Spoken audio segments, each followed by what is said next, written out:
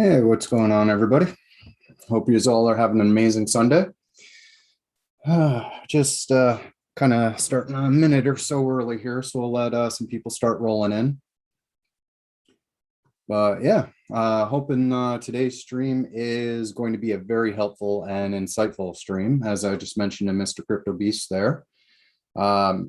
Basically, yeah, we're talking about doing your own research and making sure you perform your due diligence, not just before you buy an asset, but after as well, because nothing, as we see with some folk who end up buying an asset and don't keep up with it. And so when there's announcements and important news releases that end up coming out, they end up missing. Well, something you definitely want to be keeping up on anyway. So, thank you. Yeah, so it's actually afternoon where I am. I should have updated that, but yeah, I like my board too. And the little drawing here, that's my little man. He likes drawing faces now. So that's one eye, two eye, and a face. So yeah. Anyways, yeah, so we'll let people start rolling in here a moment. And yeah, exactly. But it's always important to keep up on what you're investing in or assets that you're buying or whatnot, because some assets aren't investments. Like as the CSC team is advised and what's posted on their website, it's not to be taken as an investment, as it's actually a payment platform for streamlining payment services for a gaming industry. So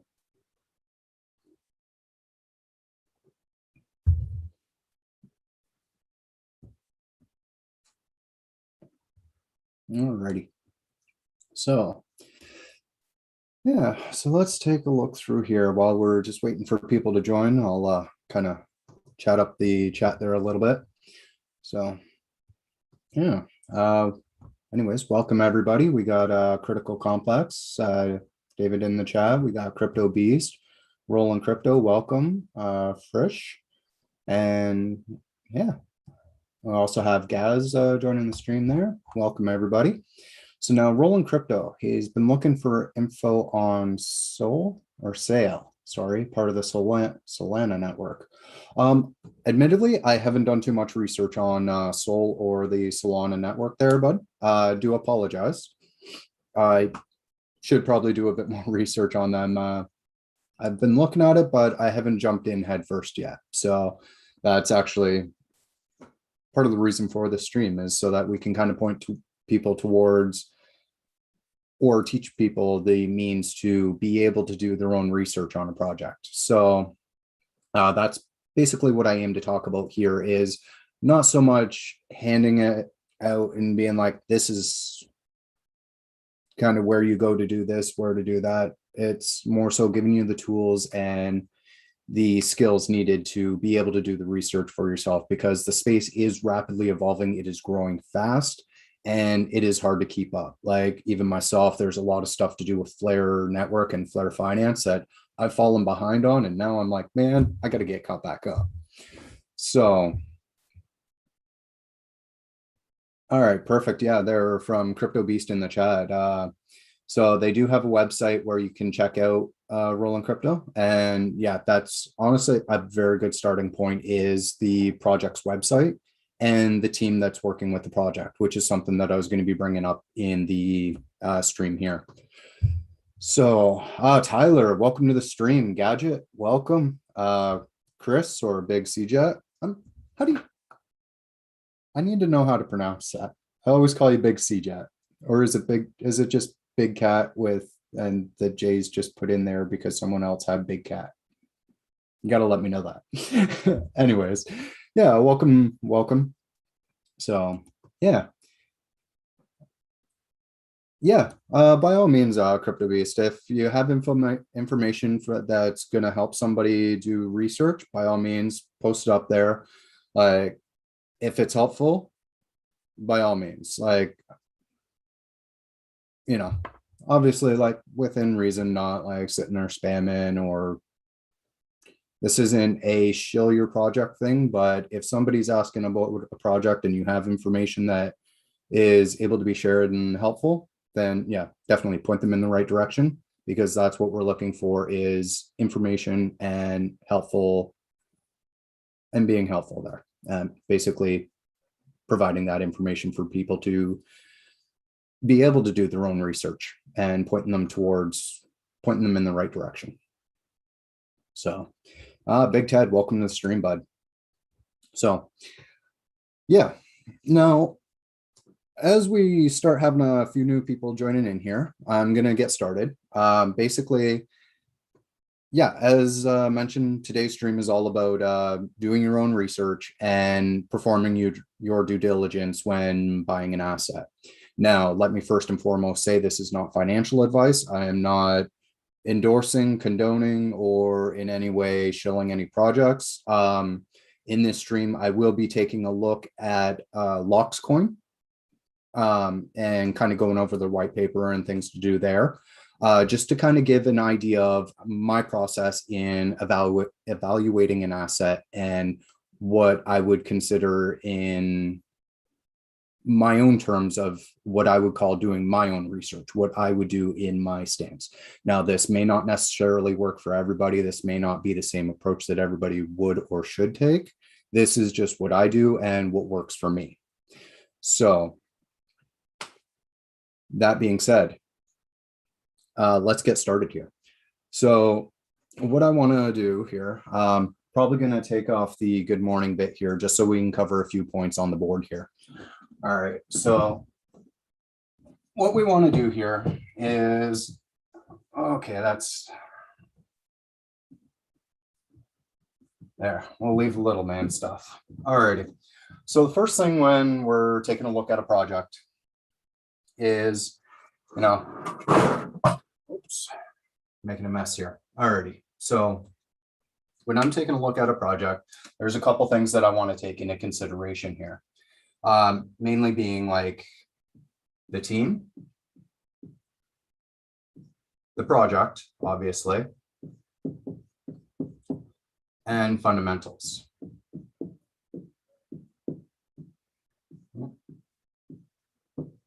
Sorry, my writing kind of sucks at times. All right. Redo that one. All right, now fundamentals consist of a few different things between the tokenomics of the project, as well the distribution method, which I believe also falls under tokenomics, but the account status, so whether it's black hold or whether it's has the ability to mint more, and if it does have the ability to mint more, is there a deflationary aspect, is there a burn, and so forth there. So there's a lot of things to take into account, but let's just start with this first. So first and foremost, let's actually start with the project. Okay, so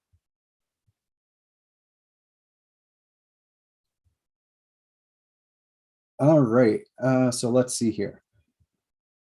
Chris, can you explain why TBoone bothers making keychains when they obviously are capable of making much bigger time-worthy things? That's something to ask him. Back on track here. Yeah. All right, so when we're taking a look at a project, we want to first find out all the information we can on said project, right? So what we're going to do here, all right, one thing before I get started, Jerry, I do see in the waiting room there. I will let you in here. I just want to get through the initial discussion first before I open the floor to a discussion from the community there. But I do see you there. Hang tight, and we will get you into the chat here. So yeah, on to the project here. So a great resource, as we've discussed before, is Gadget's spreadsheet here, which is available via gadget78.uk. Alrighty, and I'm just going to post that up in stream here. And perfect, there you go. So if you guys want to follow along with me, you definitely can. All right, and so yeah, let's take a look here. So what we're taking a look at is LoxCoin here. So there's three different facets to the project. All right. So we have LocksCoin, the smart NFT. We have smart locks and locks itself. All right. So via the spreadsheet here, there's a few different things that we can take a look at. All right. And so Gadget has done an excellent job with the spreadsheet. Let me just first and foremost give him a shout out because it's phenomenal, the level of information that's available just on this sheet alone. So as we see here, we also have, like, he has a rating system for projects. If it's in the red, something I would be extremely mindful of. If it's red, I definitely would be very skeptical about buying any directly with like XRP directly on the DEX, at least until there's a more proven case behind it. Now, we do see here with locks that it is a rating of 6. All right, so if we come down here, it just does give us a little bit of a rating system that to go by. You know, red is bad, green is good. Green basically says that it's been vetted, likely something that's natively offered, or if not natively offered, is available via Zum there. So now, with that being said, let's take a look here at LocksCoin. So it does have a rating of 6, so it's via the rating system. It's something to be mindful of. All right. Now, as we see here, the account has been black holed for all three, whether it be the smart NFT, smart locks, or locks. The account is black holed, so no more can be issued. That does cover our one aspect of tokenomics. There we go. Sorry, camera angle's weird. And so, yeah, the account's been black holed, so no more can be minted. Alrighty. And so that's definitely a +1 in my books. All right. So with that being said, we do have a Twitter account. So when it comes to an asset, if you're interested in the project, head over to the team there. All right. And this is one thing that I would suggest is if you're interested in a project, you're going to be buying the project, give the team a follow. Okay. This is one thing, especially like even with CasinoCoin folks, this would have helped a lot of people via the swap. As if they would have followed CasinoCoin, a lot of the updates that got pushed out, they would have gotten those notifications. So first and foremost, there's part of your due diligence. If you're going to take a look at a project and invest in a project or buy the token, follow the project, follow the team. Okay. Can't stress that enough. Okay. If it's not a matter of keeping up on the news constantly and so forth, but if you're going to buy the token or you're going to buy into the project or whatever, follow the team first and foremost. Okay. So now we've got locks followed. So if there's any updates coming from the team, we're going to get those updates. Hey, Gambling Savant, welcome in. Yeah, no worries. Feel free to check back later. I'll be, well, hopefully not turning this into a marathon stream like some of the ones in the past, but just kind of getting that basic info out. So back to the task at hand. A, follow the Twitter accounts. So I've also been in contact with the LocksCoin team. And so there was an individual that they'd suggested that I give a follow if there's information here, which was, here we go. So just bringing this up. All right, so James Kimber here. So I'm going to give him a follow as well. Okay, so they are a LocksCoin ambassador. And as well, through a little bit of research via Gadget's Discord channel, or well, not Gadget's Discord channel, but the XRPL Discord channel. We also know here that if I could spell, Moon Chaser here is also a brand ambassador, I believe, for LocksCoin as well.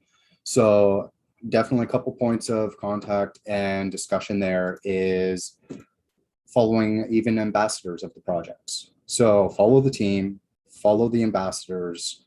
This will at least give you a basis point for any updates and information coming out. So if you do end up missing the tweet or update from the team itself, you might be able to catch the tweet or update from the ambassador, right? So with that being said, it's about following. It's not a matter of like checking every day, being like, hey, what's news, but at least making sure that you keep up with the announcements that are coming out for the project that you're looking at getting into, right? So now here we also have, and this right here is perfect. So with LoxCoin, there is a direct link for the white paper. So we'll go through and review that as well. Now, when it gets into the, oops. Okay, I did something there. My bad. All right, so there we go. I clicked a link or something. All right, so now we can also see here via the project that there is a maximum supply and that the maximum supply is already circulating. So this is a good reference point as well to take a look at is again, getting back to the tokenomics distribution. Sorry, my camera is a little wonky. So the distribution. So here we see the max supply and we see the circulating supply, and they are both actually the same. They're like the full supply is already available here. So now market cap, we don't show here, but it's something that can be calculated. Right now, I believe they're in the middle of getting ready to do the airdrop or the snapshot, which is October 1st, if I'm not mistaken. So, but you are able to trade, I do believe, via XRP toolkit there. So there's options there. And another great point would be as well, if you're looking to get into their social discussions and stuff. So for LoxCoin here, they do have a Telegram available. There's also the Discord here. Just going to see here. Here we go. So we'll go into here and go right click and invite people. Copy. All right. So because we are talking about LoxCoin here, there is a Discord invite in the chat there. All right. And that will bring you into the XRPL community Discord via the Lox chat there. So that's also a point of contact with the team so that you can discuss updates with the team and so forth. Now, that being said, there's also other reference points for BitHomp, XRP Scan, and so forth there. And this as well, sorry, jumping around a bit.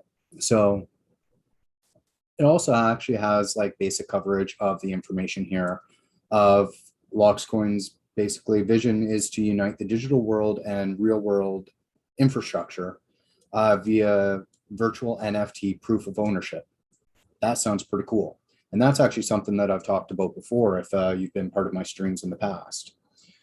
So that being said, yeah, so there is this sheet from Gadget is also an excellent source for checking to see if there's airdrops. Now, this is one thing I wanted to address is because of the airdrop frenzy that we're seeing going on, a lot of people are just kind of jumping headfirst into a project because of the airdrop with dollar signs in the rise. They're not researching the project. They're not doing their due diligence. And this is why we see a lot of comments, even on the CasinoCoin Twitters or tweets as well, is when airdrop, despite multiple responses saying that CasinoCoin isn't doing an airdrop. That's not something that they aim to do. The Twitter tip bot is available for CasinoCoin, and a lot of the community, including myself, I like giving tips to people who basically I see helping other people. If I see you helping people, I have no problem giving you a tip. I'll throw you some CSC, whether it's 100 or whatever. It's also provided like if you're putting out some valuable information that's going to help a lot of people, or even if it's like good content like Spade Hodler and his videos or so on, like these are things that will end up earning you tips. Provide content, provide information, and you know what? That's how you end up finding some tips. at least for like CSE or whatever via the tip bot. Hey, Darcy, welcome to the stream there. So yeah, the other information that is available here as well is like you have the issuer accounts available. You also have the hex code, which goes towards the listing there. And you also have information on the distributor account or the distribution account. Again, Gadget's gone overboard with this spreadsheet. Like, I love it. There is so much information available here. So if you get a chance, hop on Twitter and give Gadget a tip there, man. Like, actually, you know what? I will do that in just a minute myself, because like this spreadsheet's phenomenal and well deserves it. Because like it'll even get in, and right now he's working on putting together an aspect where you can even see, like as it says here, it's loading, but is looking to put in an aspect of where you can see how much of the tokens that the team holds, right? And if there's a secondary distribution account, the amount that account holds. So amazing amount of information that's available via just the spreadsheet here alone. Yeah, exactly, CryptoBeast. Some people are rushing a little too hard, and we've seen that with the one asset, TNB. There was a whole push with TNB, and unfortunately, my heart goes out to them. There were some people that got burnt. Basically, they were buying up the TNB asset using XRP, and there wasn't much information really available. And we see that right here. So it's been red listed on the sheet here. So keep in mind, like if it's coming up red in the list, that's not a good, like I wouldn't be looking at it. Again, not financial advice. You're free to do as you please, but something to take into account there. So yeah, when it comes to basically doing the due diligence here, go through and find, again, the project that you're looking for and do some research on it. So as I said, the locks is what we're taking a look at here right today. Sorry, just one moment here. I want to address something in chat here. So XRP Marshall, can you say something about XDC HBAR? Just what you think about those projects. So I actually can't say much. I do like the projects.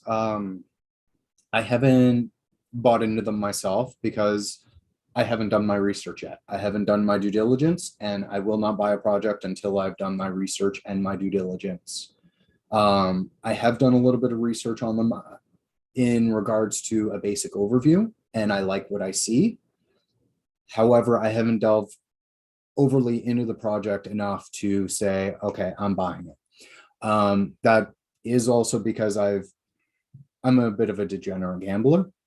And so aptly named CasinoCoin, I'm about, well, actually things have changed a little bit with the allocation of price and so forth.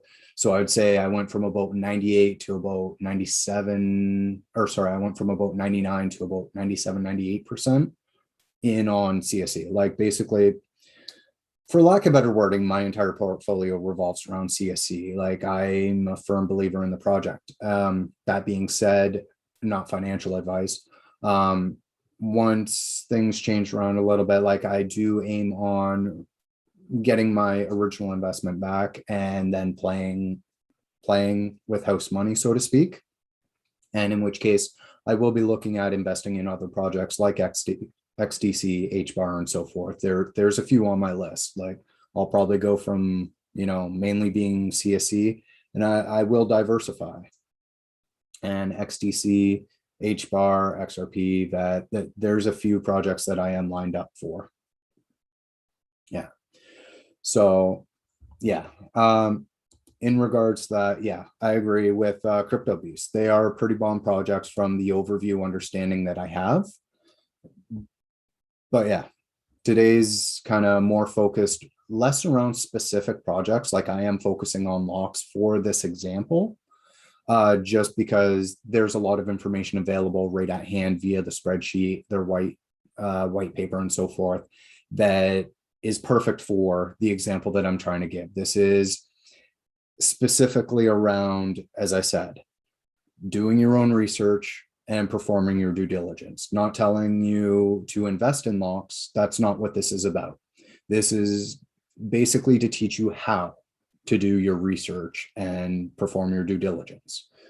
So back on task here.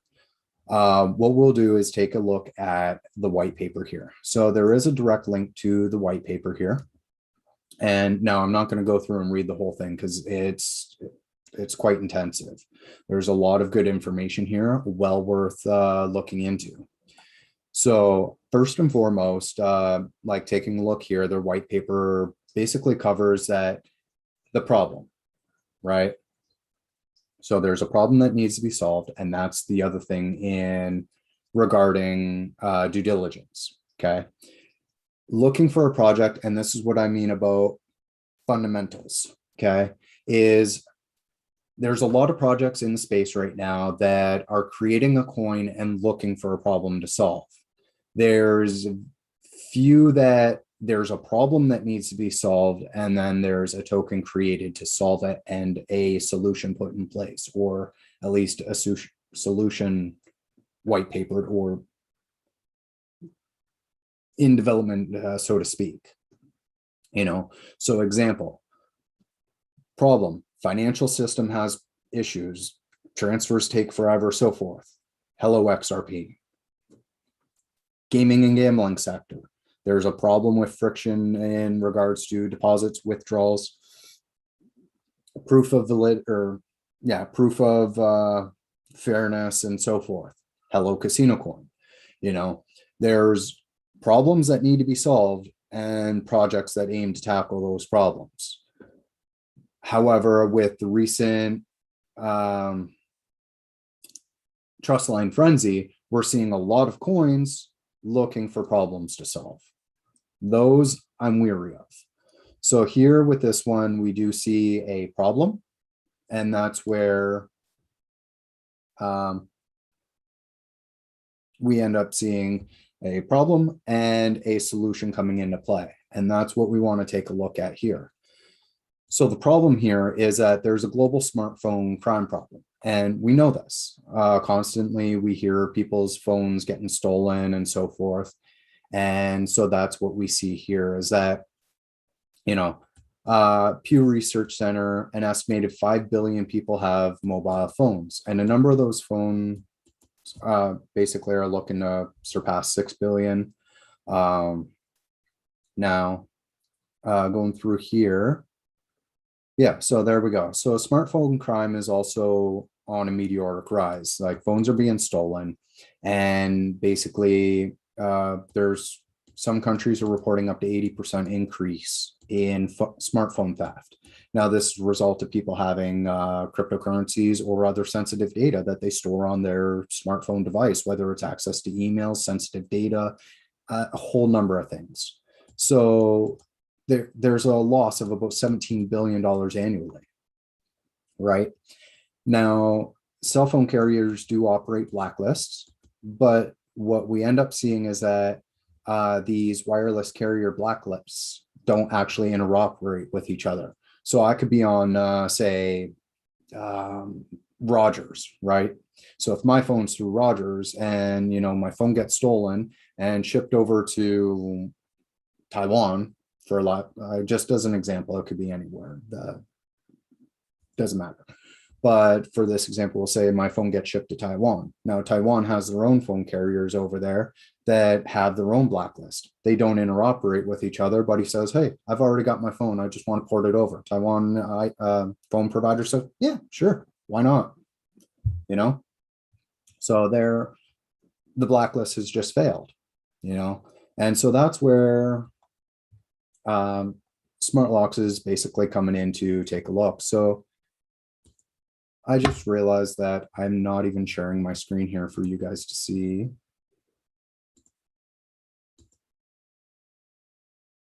There. All right. Sorry about that. I just realized. So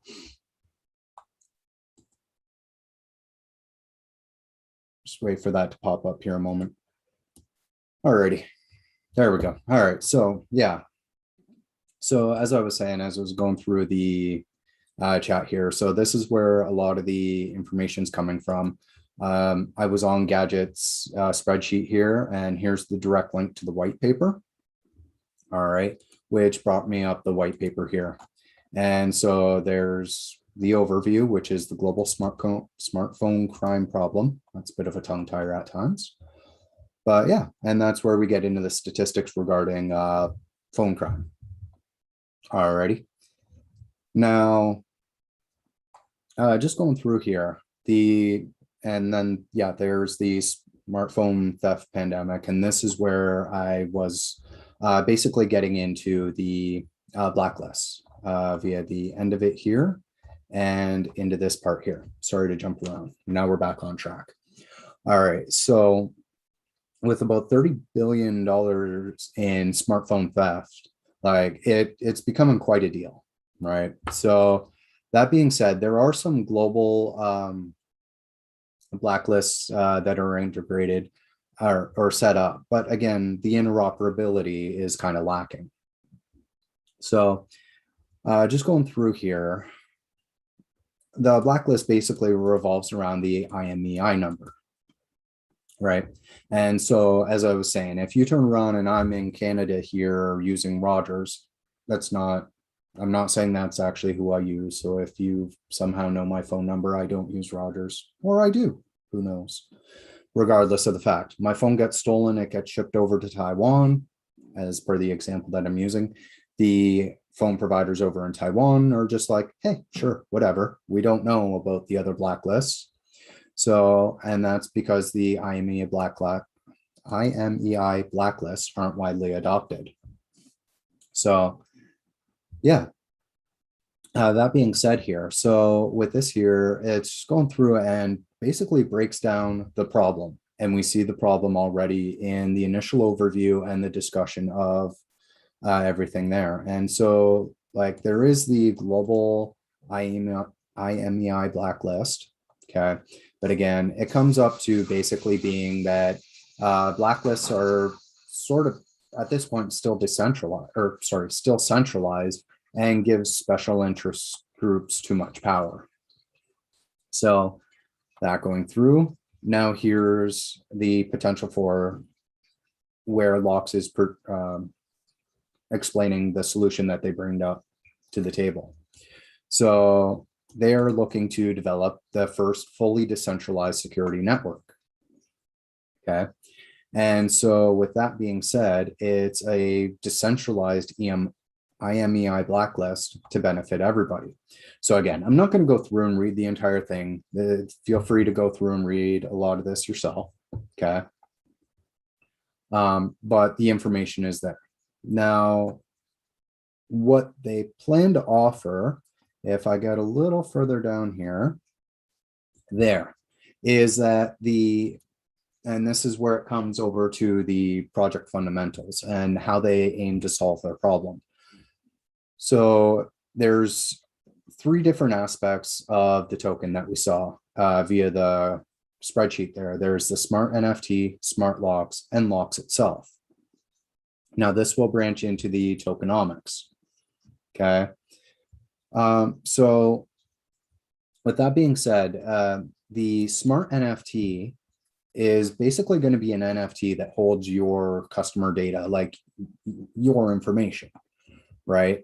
And so user mints a smart NFT, creating an NFT representation of themselves, including name, contact information, and any other pertinent information, right? So the user, myself, would then mint the NFT representing the user's device called smart locks. So you have smart NFT, which is your personal information, and then you have a smart locks token or NFT that represents the data of the device. So whether it be the device make, model, IMEI, and any other identifiable marks.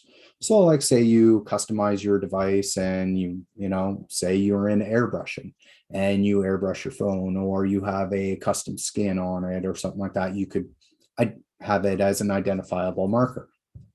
So now recording these 2 NFTs basically allows a locks network bond. And this is where locks comes into play. So the LOX network lives on the XRP ledger using basically the speed, efficiency. Like we're all well aware of the XRP ledger and how fast, powerful, reliable, and cost efficient it is. That's why I focus my channel around the XRP ledger, is because of the aspects that it brings. It's not just about XRP, but the whole XRP ecosystem, right? So with that being said, like the LOX network are verifiable on any public XRP ledger scanner, whether it be BitHomp, XRP Scan. There's a few others out there as well. So now, where this all ties into place is you have the, as I said, the smart NFT that has your personal data. You have smart locks, which has all the phone's identifiable information. And so when you combine those together, you basically have a proof of ownership. You have yourself as a proven NFT object, and you have the phone as a smart NFT object, or sorry, smart locks object, NFT. And combined, you now have proof of ownership. And that is fully verifiable on the blockchain, right? So that's definitely something to take into account. And that's where the fundamentals come in here with their security app. So you can check the status or security status of a device. So say you hop on a secondary market like Kijiji or AliExpress or whatnot, and you buy a device. You can check that IMEI against the decentralized network and see whether or not it's been stolen, a legitimate, or whatever the case, right? Now, that also gives you the ability to remote lock the device, back it up, locate it, or block and blacklist the device. You can also forward that proof of ownership to new users so that I can turn around and be like, okay, yeah, I'm selling my phone to Tyler, Mr. TBoone over there.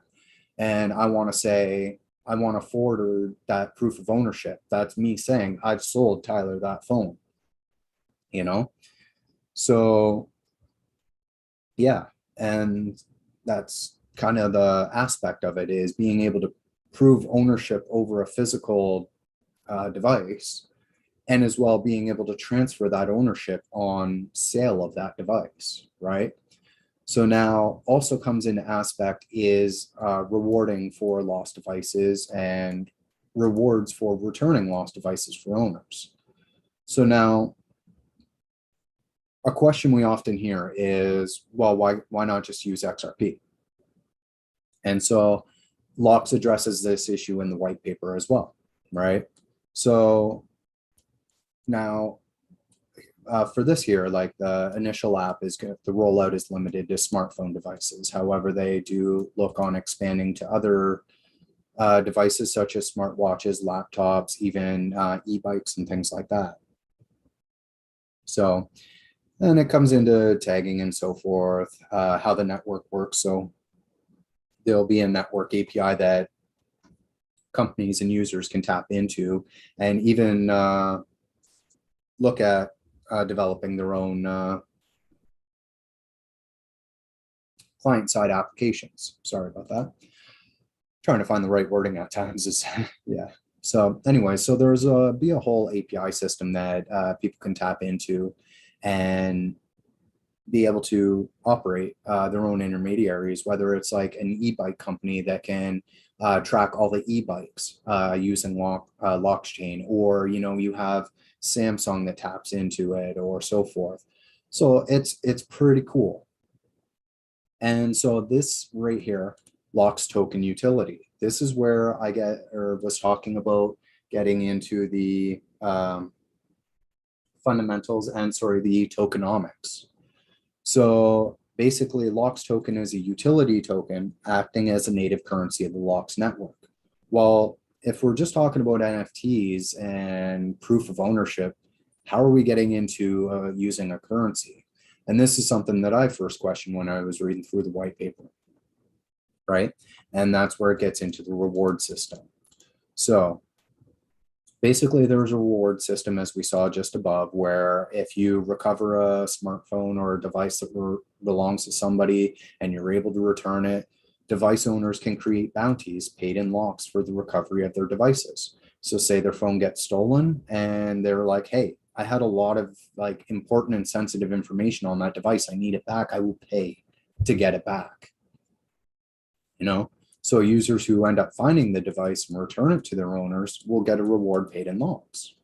You know, users who could also find a blacklisted device with no apparent owner can also receive a reward. So this is all done via the LOX token. Yeah, exactly, Tyler. And that's exactly it. This concept could be applied to a lot of crypto merch, like even yourself. Like, you know, I ended up having the CSE keychain, the original one that I got. I lost it. I have no idea where it is. If I had a way to NFT it and, you know, had a little QR code with a return to owner for reward, whether it's just like a couple XRP or whatever, you know, the incentive's there. That would be pretty cool. So yeah, like now, as they say here, like accessing the LOX network requires locks, you know. In the initial phase, no other currency will be accepted as payment. Locks and locks only. However, in later phase, they plan to integrate front-end payments using Bitcoin, Ethereum, XRP, and other currencies, but those will be swapped for use of locks. So the network itself will always be operated using the locks token. However, via front end and getting into the project, you'll be able to purchase locks using other tokens, kind of like a swap system. Awesome. And so then again, tokenomics, this gets into the token burn, you know, so there's a token burn during the program duration, and there's also an emissions rate. So you have what this is basically saying is that there's a creation system, or sorry, a yearly token emission rate. So what I understand by that would be that there's a set amount made, the account's been blackholed, so there can no longer be any more minted. But if there's a certain set or a certain amount that's basically escrowed for release into the ecosystem, and then you have a token burn system, you have a inflationary deflationary aspect, so that benefits on both sides, you know. So and then there's also gets into governance and, you know, voting for passing decisions that, you know, being able to vote on the issuance or release of tokens into the into circulation. You can also get into voting on like getting into voting the effective burn rate of the tokens and so forth. So there's a lot of information, and this is crucial, as I say, to projects when it gets into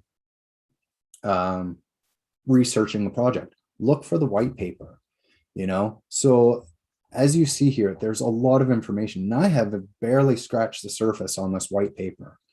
There's more to get into smart NFT and smart locks via the tokenomic structure, when this is like a whole breakdown. 12.5% is being done into an airdrop, 12.5% towards community.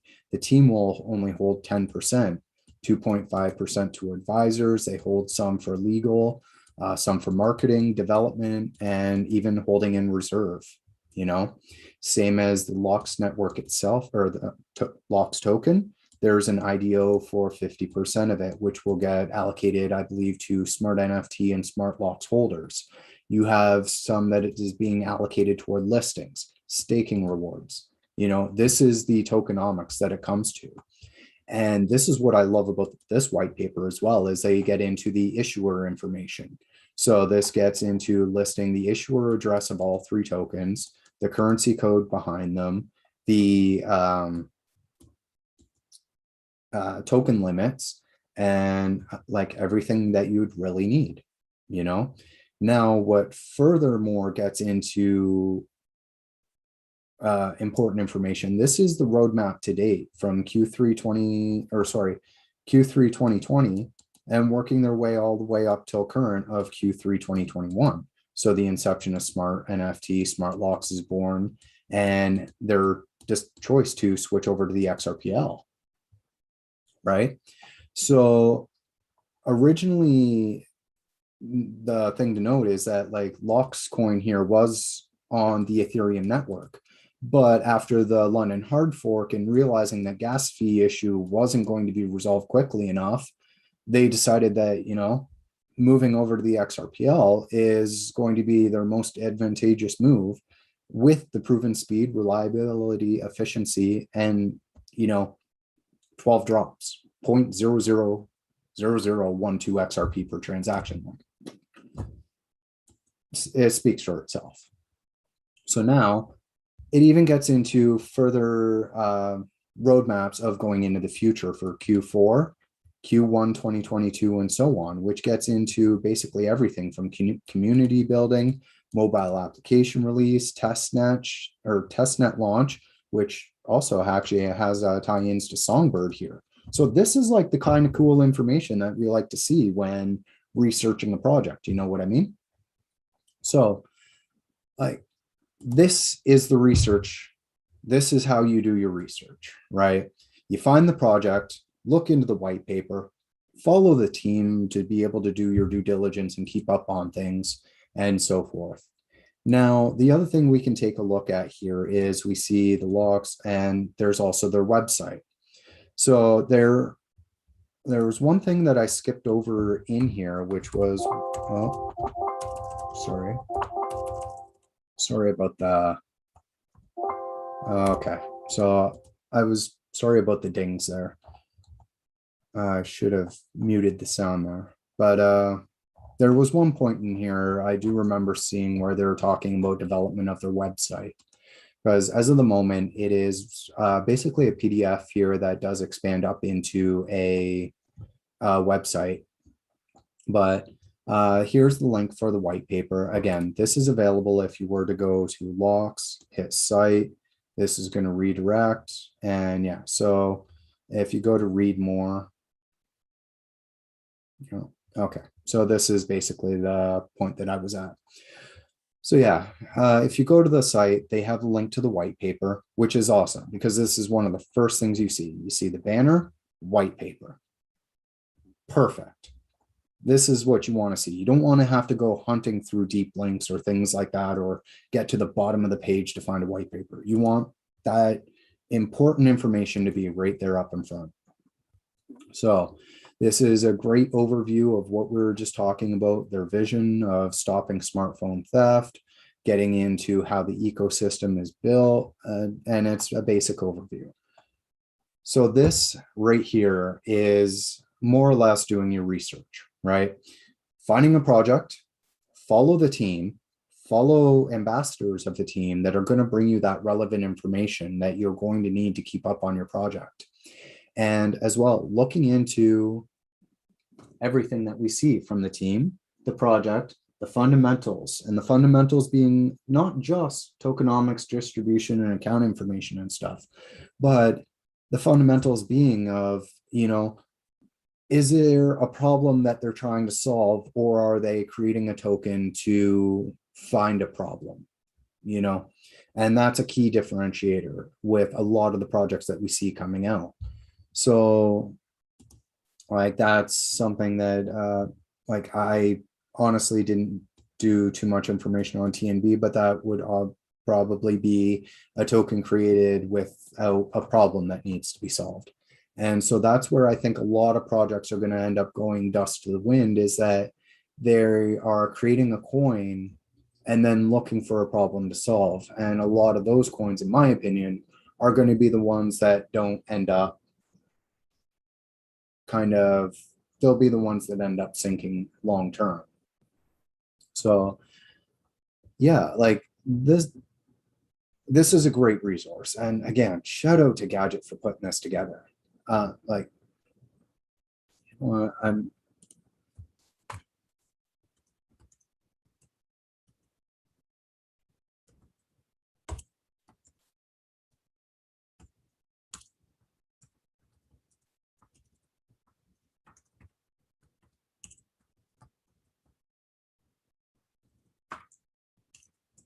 So I see a lot of people asking, how do you get tips? This right here. This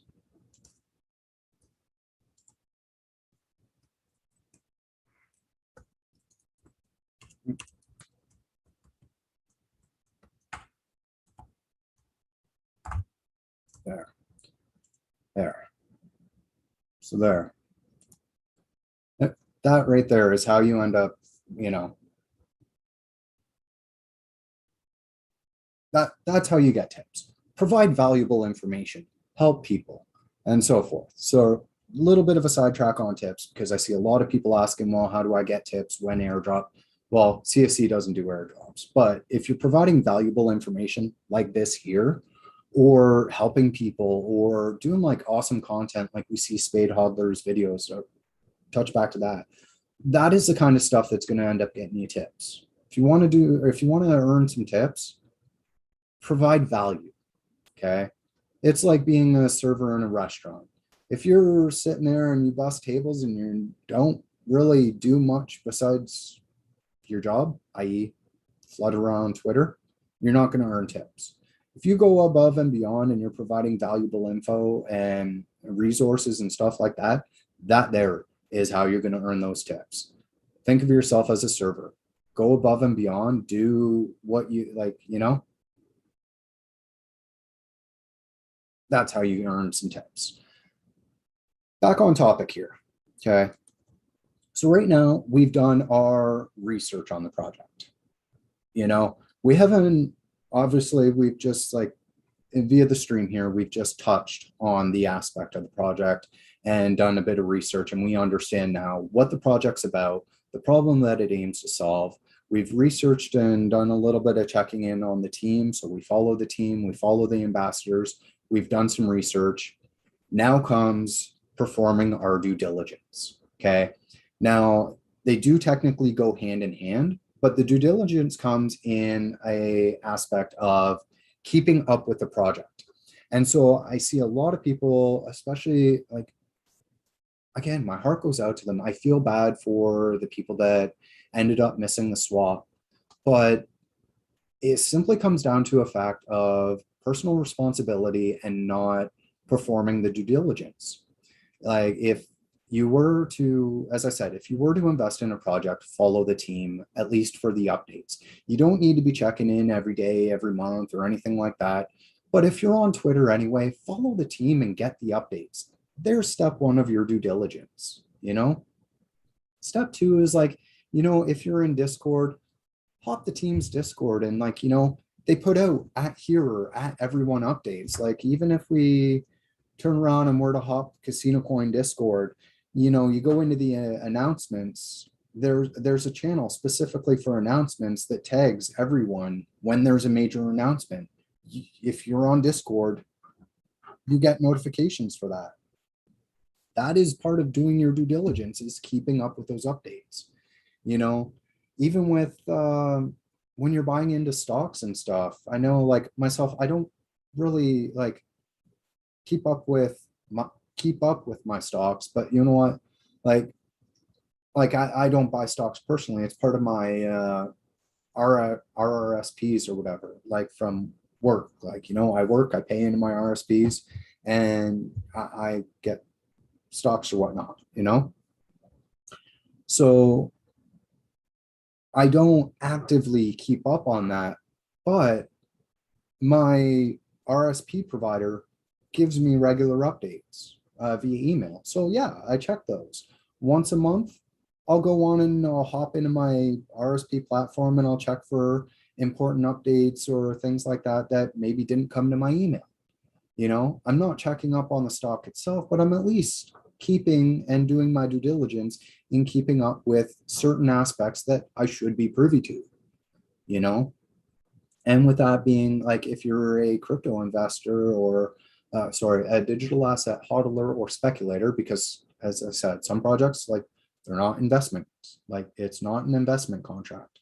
And that's a lot of what I see as well, is that there are folks that are looking at crypto as it's a actual investment, that there's a contract that, and that's not the case. Like it's even with XRP or CSC, it's not an investment contract. If you buy XRP, CSC, or half these other tokens, it doesn't give you voting rights, governance, or any other say of the company. It doesn't give you dividends or anything like that. You are literally a holder of a digital asset. That's it. You don't have say over how the company runs their business. You don't have like, it's you're speculating on an asset in hopes that it goes up and potentially makes you money. It's not an investment. You are a speculator. You're speculating on the potential price action. And that's basically what it comes to. An investment, as an investor, like say via stock, and being an investor gives you certain, voting rights and so forth. But with crypto, that's not the case. Just want to clarify that because I do see a lot of that confusion as well. So anyways, so back to what I was saying about doing your due diligence. It all comes down to basically keeping up with the project that you are speculating on or an asset that you've purchased. Like, so if I'm going to turn around and like, admittedly, like I bought some Course X here. So CX1, I've done my research and like, if we go to Twitter, I'm pretty sure I follow them on Twitter. I do. Oh, okay. We'll change that. So as I said, I've just officially failed part of my due diligence. That's on me. That's my responsibility. That's not Course X for me not following them. That's my fault for not following them. I've now corrected that. So there's part of my due diligence, following the team that is working on the project. I've done my research in regards to looking into the website. So here's an option where you can go into the website. You can see their business plan, aspects behind the token. This is where you go and do your research. You research the project, who we are, what they're doing, the resources, even frequently asked questions like what is Course X, where or when was the company, and this right here, who, what, when, where, like it, all that information is available right here. And that's what you need to ask is the 5 W's: who, what, when, where, why, and also how. How do they aim to bring value to the ecosystem? How do they aim to bring value to their coin? These are the questions that need to be asked, and this is the stuff that needs to be done. It's all about doing your research and performing your due diligence. So with that being said, if you're going to look at a project and jump in on the project, something to take into account there and to do for yourself. You can't, like, this is crypto, like people aren't going to hold your hand. Okay. If you're investing in crypto or speculating on an asset or however you want to phrase it, the onus is on you. Like this, as I said in the beginning, this stream isn't financial advice. This isn't like, a hand holding session or anything like that. It all comes back to basically having some personal responsibility to do your research, to perform your due diligence. And this stream was basically a overview or a basic introductory on how to do that, So yeah, like the resources are there. If you need help in finding the resources to be able to do your research or due diligence, then reach out, find someone who has that information, like Gadget in a spreadsheet here.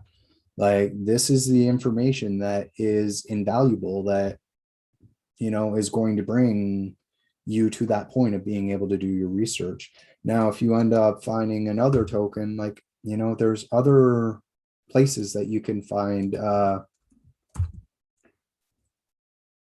information to look up here. So zum.community is a great place as well. So here, there's a whole list of all the tokens that are available. And as you can see, there's just on the XRPL, there's unique accounts issuing tokens there's 4,100 accounts that have issued tokens on the XRPL. Some of these have gone bust, some of them are not. These are things that you need to look into, right? So you can take a look into these projects. And for example, like if we were to say, let's just see here. So there's IRE, right? So if you can click on here, you can find more information. So this one kind of has a little bit of, is lacking a bit of information.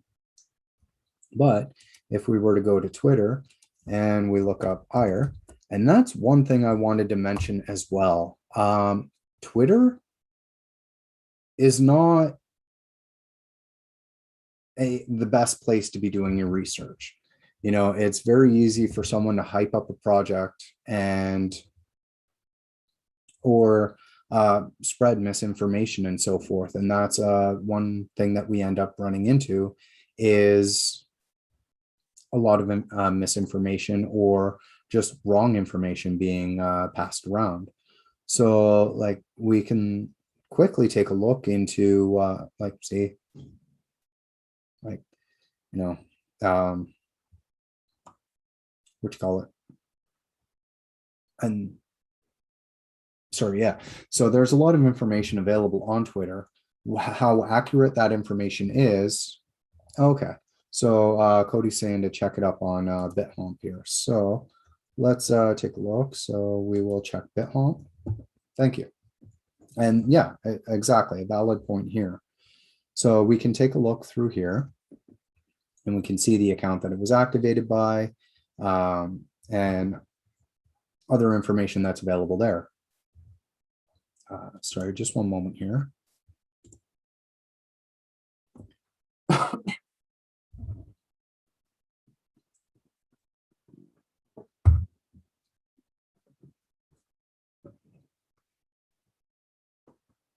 Okay. So yeah, there's a lot of information available here. This is trust lines being added and so forth there. So rippling, I believe that's yeah, okay. So that looks like somebody probably trading ire on the DEX. So that's user A selling ire for to another user or IRE. Yeah. So yeah, there's a trust line being added there. So there's a lot of information that is available to people for research there. So things to take into account there. And like through Zumnot community here, you can also go through and find the token that you're looking for. So for example, if we're looking for locks coin, right? So there's smart locks and locks. We can straight from XRP community here, go ahead and set that trust line if we didn't have say a tweet to find, or we didn't see the tweet. We can just go to Zumdot community if we've done our research, find it, and then we can go ahead and now scan that QR code with Zum, and we can go ahead and add that trust line to our Zum account. So there's many resources available to us. Apologies. And so, yeah, so this is basically my whole discussion that I wanted to bring to is, again, doing your due diligence and performing the research that is necessary instead of just jumping on a hype bandwagon. Because we see that quite a bit on Twitter where someone's like, hey, new asset, it's dropped, get the trust line, get the airdrop, and then everybody's on board and all gung-ho with dollar signs in their eyes. They have no idea what they're adding a trust line for. And that's one thing I mentioned in my previous stream there is the adding of trust lines also opens the door to potential bad actors like say NTB here, where now the individuals who added the NTB trust line, including myself, the issuers of NTB see every single account that had NT or TNB added to their Zum account. So now by seeing that, they can then pull up the XRP or the R address in say XRP scan or BitHomp, and they can see every other asset that you have a trust line for, including your XRP. So for the individuals like myself, I have my tip jar account, which is separate from any other XRP account, right? And I do that for that simple reason of a certain layer of privacy. So basically, anybody that I add a trust line for has access to see that account and can see all the other assets, balances, and basically the checks and balances for that account. And that's something to see there as well for the sense of privacy and security. So if you're turning around and you have, say, your Twitter tip bot set up, and you have all your XRP stashed in that tip bot, and say you've got, I don't know, 50K XRP, but all you do is tip CSC, well, you tip me, I can hop into my Zum, pull up that transaction on XRP scan, and I can now see not just the CSC balance that you have, but I can also see that you're holding that 50K XRP. So, that's something to keep in mind, is that the XRP ledger is a publicly accessible ledger. And this is also part of doing your due diligence as well, is knowing that the balances or the addresses that you expose through these apps and trust line issuers do have access to see those addresses and the checks and balances that come with it. So that is one thing to keep in mind, folks. If you want to have a sense of security or so forth, potentially, like when it comes to Twitter tip bot, even your Discord tip bot, or adding trust lines, it might be a good idea to use a address that doesn't have a direct association to your hodler account, or where you have your own, or where you have your main holdings. Because again, the XRP ledger is publicly accessible. Joe Schmo from Idaho. Sorry, Joe, I don't mean to call you out, but you get what I mean.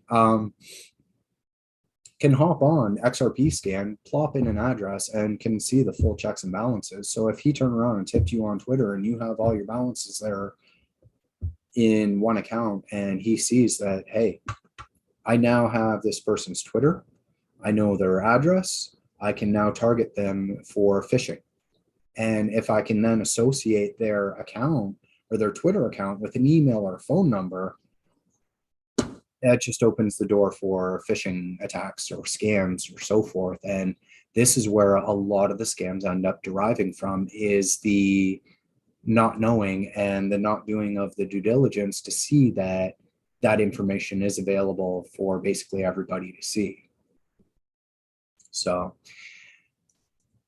anyways, I don't mean to drone on. That is basically the whole aspect of researching and doing your due diligence. There's obviously a lot more that can be done for people. But from a basic overview, this is how you would go through and do a quick check, at least for XRPL tokens, is using Gadget spreadsheet here.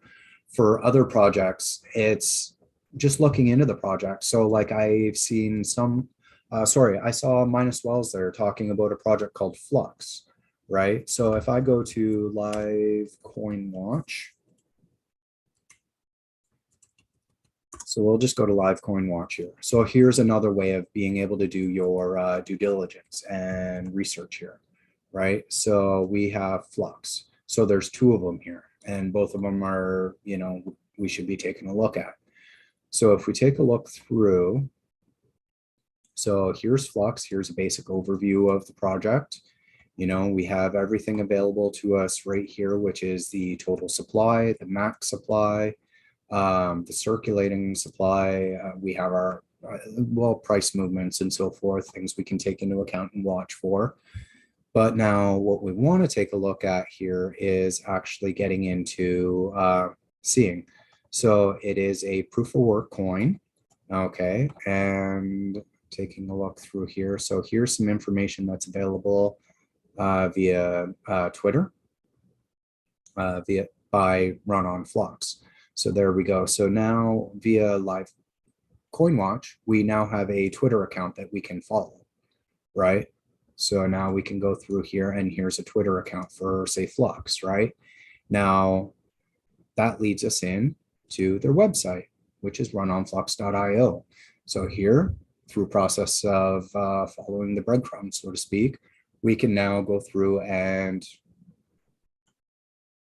look up the information, which is deploying an app, launching a node, GPU mining for proof of work. And so, yeah, this is now, we're getting into researching this project. We can find out the applications, the fundamentals, the tokenomics. We can look into the team, distribution methods, and so forth. This right here is how you do your research, folks. Not listening to people on Twitter. Like Twitter will give you an idea of, oh, hey, a project I can look into and research. Do the research. Don't just say, okay, well, like shout out to Minus Wells. He does some awesome work. And I'm not calling him, like, I'm not talking him down or anything. Like, dude's solid for like research and so forth. But that's the problem, is not just relying on a Twitter account for information. You need to be able to go through and do your own research. Like there's, you could turn around and see highlights of a project and seeing that, okay, like that's pretty cool, I'm going to invest in it. But you don't understand the project. You're not understanding what it really is about. You see a brief overview and it's like, okay, that's cool, I'm going to throw my money at it. That's how people get wrecked. Right? Exactly, Patrick. Back to the security aspect. Even posting your wallet on Twitter, anyone can look at your balance. And here, let me just prove that right here and now. If we go, I don't even need to go far. So we'll just go to the CasinoCoin Twitter here, right? And the very first post right here, okay? Guaranteed. I don't need to scroll very far.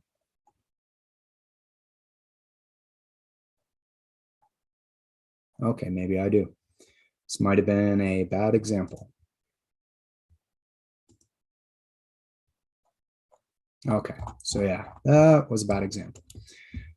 But I know there's many of the, okay.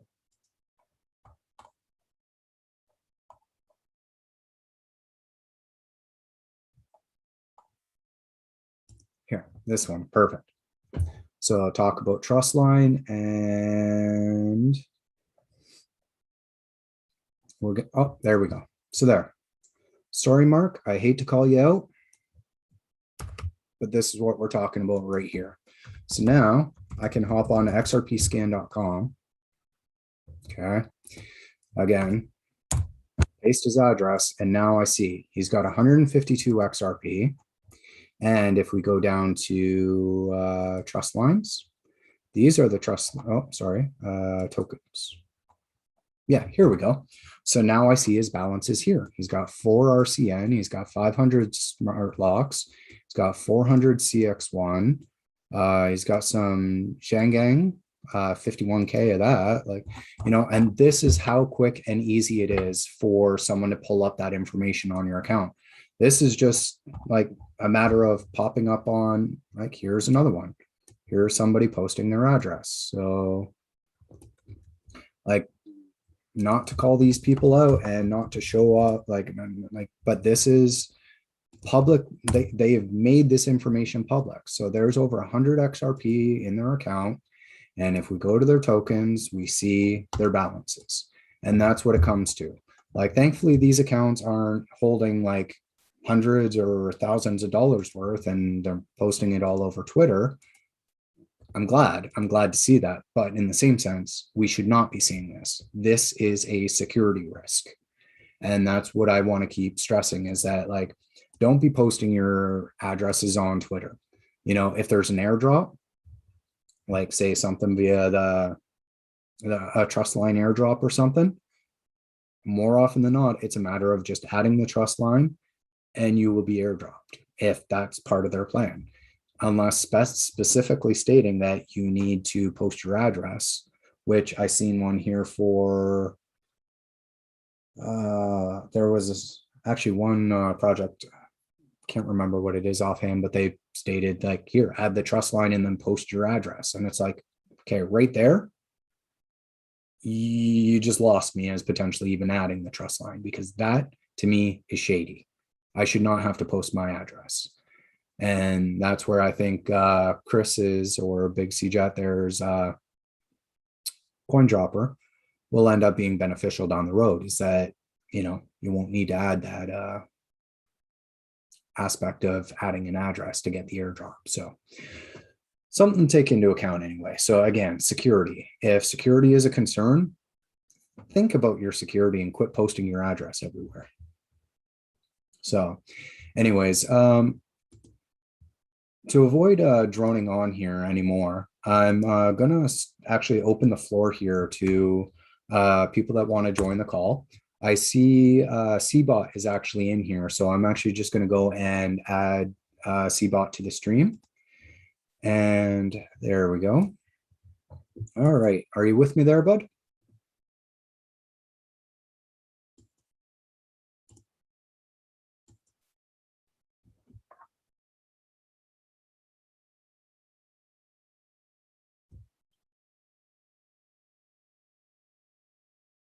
Oh, sir, I did not out you specifically. So I meant that you were working on the app. My bad. um, well, sorry, bud. I didn't mean to out you like as coin dropper. I just meant to say that you were working on the app there. But sorry, sir. My apologies. We won't repeat that. All right. So I'm just going to go back here. I do have CBOT in the chat here. Not sure if he's got his mic on or is wanting to join the conversation. But anyways, the link's in the chat there if you guys want to join the convo live. It is via Zoom meeting. So if you don't have Zoom, you'll probably need to download it. But you're more than welcome to join the call here. I'm opening the floor to discussion at this point. So if you want to join, by all means. All right. Okay, good. You kind of scared me there for a sec, but I'm sorry. But anyways, so just to drop back and address some of the points here.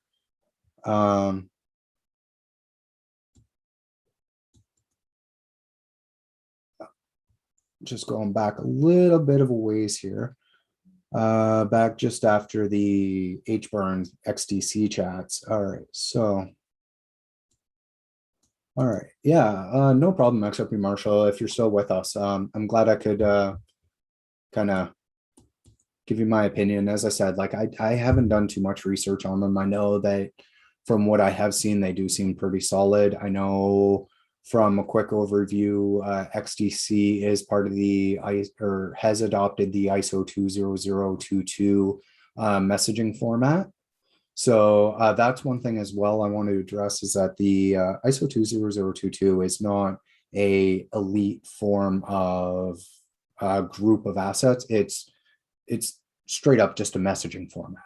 It's a way to structure your JSON data so that it's interoperable with multiple people. That's literally all it is. But that being said, they have adopted that messaging format, which is looking good in my books. Yeah, so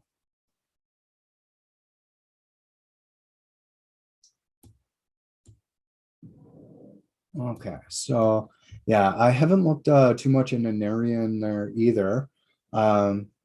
Patrick, yeah, it's something I do intend on doing. Like I do want to go through and research all the projects in Gadget's spreadsheet there, because I do think it could be quite beneficial.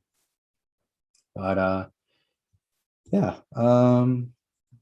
so yeah, definitely, exactly, XRP Marshall. Hands up to Lucas and the rest of the LocksCoin team for getting the information out here, because like that has been one of the most like informative white papers that I've gone over in a little bit. Mind you, I haven't gone over a lot of white papers, so take that as a grain of salt. That being said, like I may actually be like next paycheck, probably take a little bit of money and throw it at the LocksCoin team, well, via the assets there. It could be something that proves beneficial down the road. You know what I mean? Again, not financial advice, just something I may look at doing myself. Yeah, so just taking a look through the chat here. Yeah, exactly. Yeah, most of everything is like that's exactly it. It's looking for a good project and being smart enough to hodl for a long time. Okay, we got Tyler joining the stream. All right. And so that's exactly it. It's holding the project long term. And more often than not, long term. Something that proves beneficial down the road. You know what I mean? Might need to mute the YouTube there, Tyler, if you haven't already. Oh, hang on. That's exactly it. It's looking out at good, looking for a good. Sorry. Project. All good, bud. All right. I think we should be good. All right. All right. Hey, how's it going, bud? Staying busy, man. It's Oh, getting busier and busier as time goes on, but doing good. How are you doing? I'm doing good. I'm doing good. Just yeah, basically going over the researching and due diligence stuff. Yeah. It's like that's one aspect that we've been seeing kind of missing out a lot lately is that, you know, it's jumping in on the bandwagon with eyes full of dollar signs. Yeah.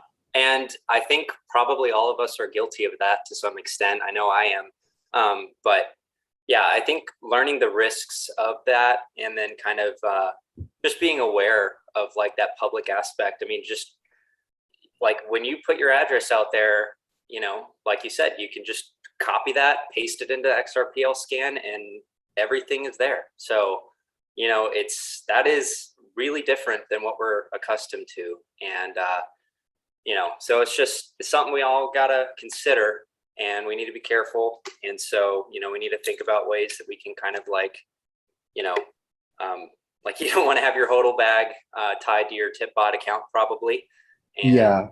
you know, just like basic things like that. I mean, we don't really probably think about that when we first set up all this stuff. So it is good to kind of take a step back and be aware of all these things before we jump into stuff.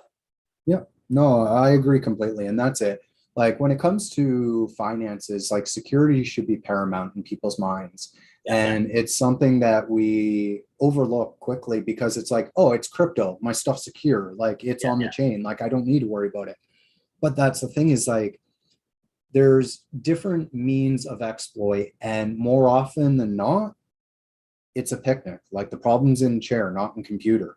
Like users are the most fallible point of access, whether it be being on our phone and accessing potentially malicious sites that download a keylogger, or you know, even just a Trojan that's able to backdoor all that information out of your shared preferences. Or it could be like there's so many different points of failure, but in the end, it all revolves around the user. And that's what I like about it. Yeah, it's crazy. I think too, what's a little concerning is just the fact that, you know, crypto is not, you know, directly tangible. It's all kind of just on the internet somewhere, and you can't hold it. And so you have to kind of trust these mechanisms that we have to use in order to access our assets. And so, you know, like the ledger, for example, it's interesting because, you know, everyone talks about how great the Ledger Nano is, and I have one, I use one. But, you know, it's like, it's one of those things where you actually read the terms of service and it's like, well, you know, in the event of a quantum computing attack, you know, and all your crypto gets stolen, like we're not responsible for any of it. They don't have customer, you know, service directly. And it's scary, you know, because it's like, if you're kind of thinking that this is just like the fail-safe solution to everything, it's not necessarily. And I don't want to scare people, but I just, you know, it's like crypto security is a huge thing that we need to be aware of. And like my girlfriend has a different wallet thing, or like cold storage wallet, a Trezor. And so, you know, at least we can have kind of both. And, you know, kind of like hedge our bets a little bit. And so we'll see. But, you know, and then also too, with what David's doing with ArcPlate, I mean, I think that's a great idea of like making sure that your keys are not just going to be found by somebody. If you put it in a place that everyone knows to look for, you have 3 pieces of paper floating around, you forget where 2 of them are, and then someone comes across it, then they have access to everything you own in that account anyway. So it's like, it's definitely something that we need to really take seriously and kind of take a step back and be like, you know, we might have put in, you know, to us what is like, you know, a reasonable amount of money, but 5 years from now that could turn into something quite substantial. And that's not unimaginable because that's happened many, many times over in the crypto space for the last 10 years. So, you know, think about all the people that owned, you know, 1 million Bitcoin back in the day, or maybe not that many, but hundreds of thousands or tens of thousands of Bitcoin. And, you know, today, yeah. So, People ended up just misplacing the keys, like Daniel Keller with CSE. Oh yeah. Basically, he talked about it in the one stream with Stephen Chip. Basically saying that he had a encrypted hard drive that he had his Bitcoin stored on, and I think it was like 100 Bitcoin or something like that. Just went like because he lost access to the drive. Damn. Yeah, that's crazy. And I think too, I mean, it's nice that we can at least, you know, from our perspective, see the stories of people like that and then learn from them, you know, because I feel like if we look at, you know, XRP or any of these assets built on it, for example, and we treat it like Bitcoin when it was worth the same amount, and we like proactively prepare for that, I think that's going to, you know, benefit us tremendously in the future. So that's just my take on it anyway, because you just never know. Like it could just kind of, you know, not really move tremendously, but I mean, just historically, this asset moves pretty fast, pretty quick, pretty high. So, well, that's exactly it, and that's like even what we're seeing now. And as I was discussing earlier, is that like changes happen so fast, so quick, and it's almost like a big bang. Like, yeah, it is. Yeah, it's speeding up. Like it's like originally there was Bitcoin, the boom, and then there's like all these other side assets, like, or well, not side assets, but other asset classes and mechanisms like XRP, Ethereum, and all these other networks and stuff.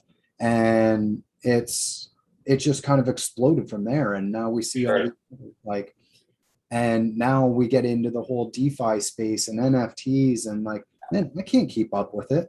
no. Like, I feel like an old man already. Like, no, seriously. I mean, it's crazy just how much material there is to learn in this space. And it's like, even if, you know, for even the best of us in the community that are really engaged and are trying to do our best to do our research on all this stuff, it's hopeless to know everything about crypto. I mean, it's like, you might as well kind of focus on, you know, certain aspects and kind of like learn as much as you can about those, and not try to understand everything. I mean, that's my take anyway. There's thousands and thousands of projects. There's no way that you can sift through all of them and then determine, you know, the exact best things, the best, you know, hidden gems and everything. Cause I mean, some people are really good at that, honestly. And I'm, you know, kudos to them, but I'm kind of just in my lane here. It's like, I feel like I know what I hold of the assets that I have. Like, I feel like I do understand them. Like we were talking about, like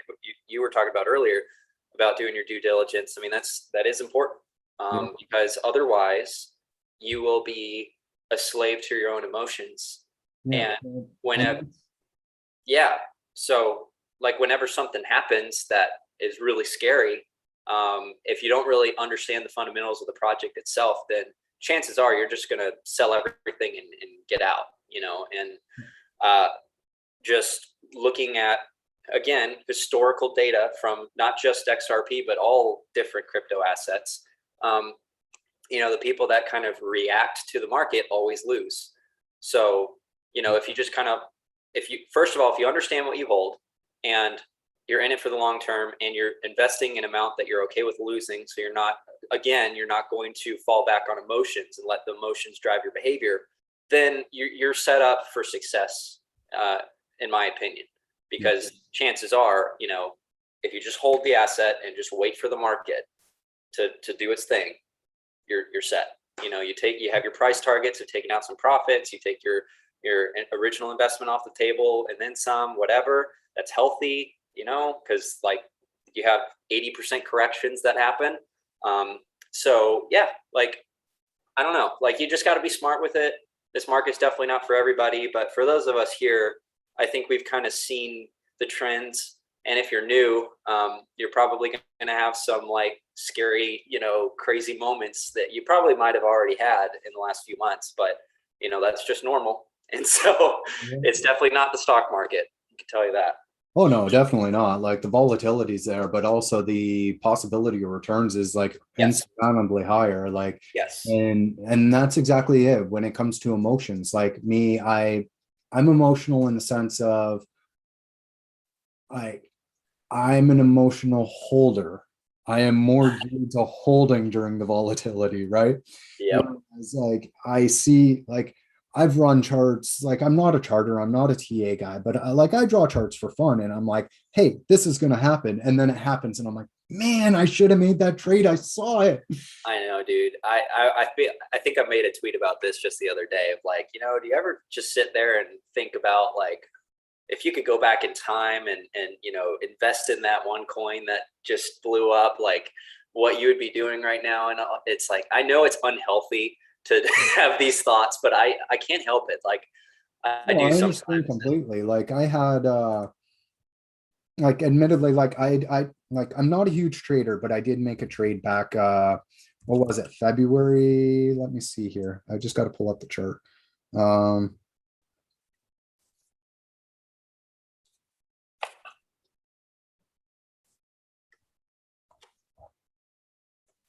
yeah, early February. I spent about 700 XRP and I bought Gala and I got probably about 100K Gala. Yep. I sold it for 10x. I took out 7K XRP. Best trade I've ever made in my life. But now sitting here looking at it now, like if I were to have that same 100,000, again, this is not healthy. Right. But like if I were to even have sold that at like the what was it, 10 cents, that would have been 100 or sorry, $10,000 I would have had. But so like yeah, I could sit here, go back and kick myself in the butt for what I should have done, what I could have Yep. done. Hindsight's 2020. It always is. It always is. And we can play these what if games all day long and until our faces are blue. But I think one of the most valuable things that I've kind of taken away from this space in the last year is that the time is now to get started and to learn and to just kind of do your own thing and provide value, because it's funny, like it's easy to think that, oh, I missed the boat. But like, no, you haven't. Like I guarantee, like I can't predict the future. I don't have a crystal ball, but I can damn well be certain when I say that we have not missed the boat. Just from a technology adoption curve, you just look at the percentages of people in this space right now, and it is like in the single digits. Yeah. Global population wise. So we're still early, and there's still so much innovation to be had. And of course, this lawsuit is still holding us down in a lot of ways. And we are in the prime position. And so for me, kind of like how I've looked at this space for a while, like I wanted to get involved and kind of create content and things like that for a while, but felt like, well, all these other people have already done it and they're established and they've spent all this time to do it, and like if I was to start now, like I wouldn't gain any traction. And like that was the stupidest thought. And you know how long I was held up with that? It was like over a year of just going back and forth, trying to determine whether or not I should throw my hat in the ring. And like now I'm kicking myself for not doing it sooner, because it really has done tremendously well, to the point where I didn't even imagine. Yeah. No, I understand completely. Yeah. Like I'm in that pre-throwing hat in the ring myself, because like I'm a developer. I'm just looking into developing on the XRPL and just getting my toes wet, so to speak. And that's exactly it. Like right now, like I really can't afford to, because like father of four and keeping everything up and so forth. I can't just I'm quitting my XRPL. But like I want to get in on developing, but it feels like for me, I feel like I have to wait until Moon so that I have the money to be able to do what I want to do to create that, I know, dude. I had the same exact thought. I was like, I had all these plans for things I wanted to do. I have a laundry list of business ideas and different things to get involved in and stuff. And I was like, if I can, take my profits at the top, just of course, assuming that I know where the top is and time it perfectly and do all the right things, which is not going to happen. But, anyway, the point is like, when I have this much money, I'll be able to do this, this, this, and this. But it's like, and again, that was a fallacy in thinking, because there are things that we can do now with the resources we have now that can benefit us now. And, it's like, I think, for me, I'm lucky enough to kind of grow up and have access to the equipment that I do, like that's not something that everybody has. And I realize that, but I'm a little green over here myself. Like I sit here some days and I'm like, man, I can make some cool stuff. Dude, yeah. Like, and so that is one thing that, so I kind of went full time with the business, like about a little over a year ago. And, like business, it hasn't been doing fantastic, just because of COVID and not as many people getting married, having those gatherings at weddings and, like competition and luxury goods being down right now and everything. And so, for a while I was like, man, like, what can I do to kind of get things going a little bit? And I was like, well, I like crypto and I know how to use CAD and I can use this laser. So maybe I should do something with that. And sure enough, that really did kind of spark something. So I don't know. I mean, like, I know not everyone has a laser cutter like that, but everyone does have a skill set that's unique to them, and everybody has something to offer to the world. And like, I really believe that, we all need to kind of do some soul searching and figure that out, and figure out, like, is there a way that I can monetize my interests? Because, for me, like when I'm posting on Twitter and stuff, like it does not feel like work, but it is generating income. And that is cool. That is like really, really cool. That is. And that's the one thing is like, when work is not work, when work is something that you enjoy and look forward to and wake up to start the day and you're like, man, I don't even want to sleep. I want to get more stuff done. Dude, yeah. Like exactly. And tomorrow I will be at the shop like early in the morning so that I can try to get all these orders out by mail time, because there are so many of them piled up right now. It's crazy. And it was from this one post that I didn't even spend any ad money. I have not spent a penny on ads yet. And like, it is just absolutely wild. Like those polished keychains or dog tags. It's like those just yeah. I mean, it was like, there was one for, it was Megalodon, I think. He was in the chat earlier. Big Ted, I think. He was the one that he ordered a couple of them and he put in the comments, like, can you like polish it? And I was like, I mean, yeah, we could do that. And so, I did it and took the video, and man, like everyone was retweeting it. And I was like, okay, well, that, and I never know which one is going to be popular and which one isn't. Cause like I made this other keychain with the QR code on it as like a cheaper alternative for the card, thinking like, okay, well, cards and or the keychains are going to sell super well. And like, nope, not at all, which is fine. I'm not complaining. I'm just saying, like, I anticipated that would happen. I did not anticipate that this would happen. And then this generated more sales than anything I've ever done. So it's just like, it's like, whatever, I guess that this is what works. We'll do more dog tags. So it's just pretty cool. And I think it hit a huge kind of market because of the XRP army. It's big, Yeah. So and it's just interesting how it fits the theme too of a dog tag. It's like, exactly. You have the stencil font, you make it look kind of like a dog tag, and but then when you polish it, it kind of makes it look much more like a premium thing. It's like it looks like silver or like rhodium plated or something cool. It's like, it's flashy. And inside, I had a couple people tell me that it's like, man, people wearing that on the street are gonna put a target on their backs. And I'm like, I guess that's a good point, but like, people like their merch. So it's like, it's their choice. I'll make it for them. No, because we see people walking around with like CasinoCoin hats or like XRP shirts or even CSC t-shirts or whatnot. Like that's the thing is like, I think originally there was that connotation of like, you know, people are going to paint targets on their backs, but now it's more so like, do it and bring awareness to the space. Like, admittedly, like one daughter there, I gave her my CasinoCoin hoodie because, well, I'm sorry, I put on some pounds and it doesn't fit me anymore. So Nice. yeah, Yeah, so you like, pass it down. yeah, I've got to order a new one. So yeah, I was like, hey, you want a black hoodie? Here, wear this one. Mind you, she was more like, do I have to? But because I'm like, yeah, free advertising, advertise for CSE, man, do it. No. Yeah.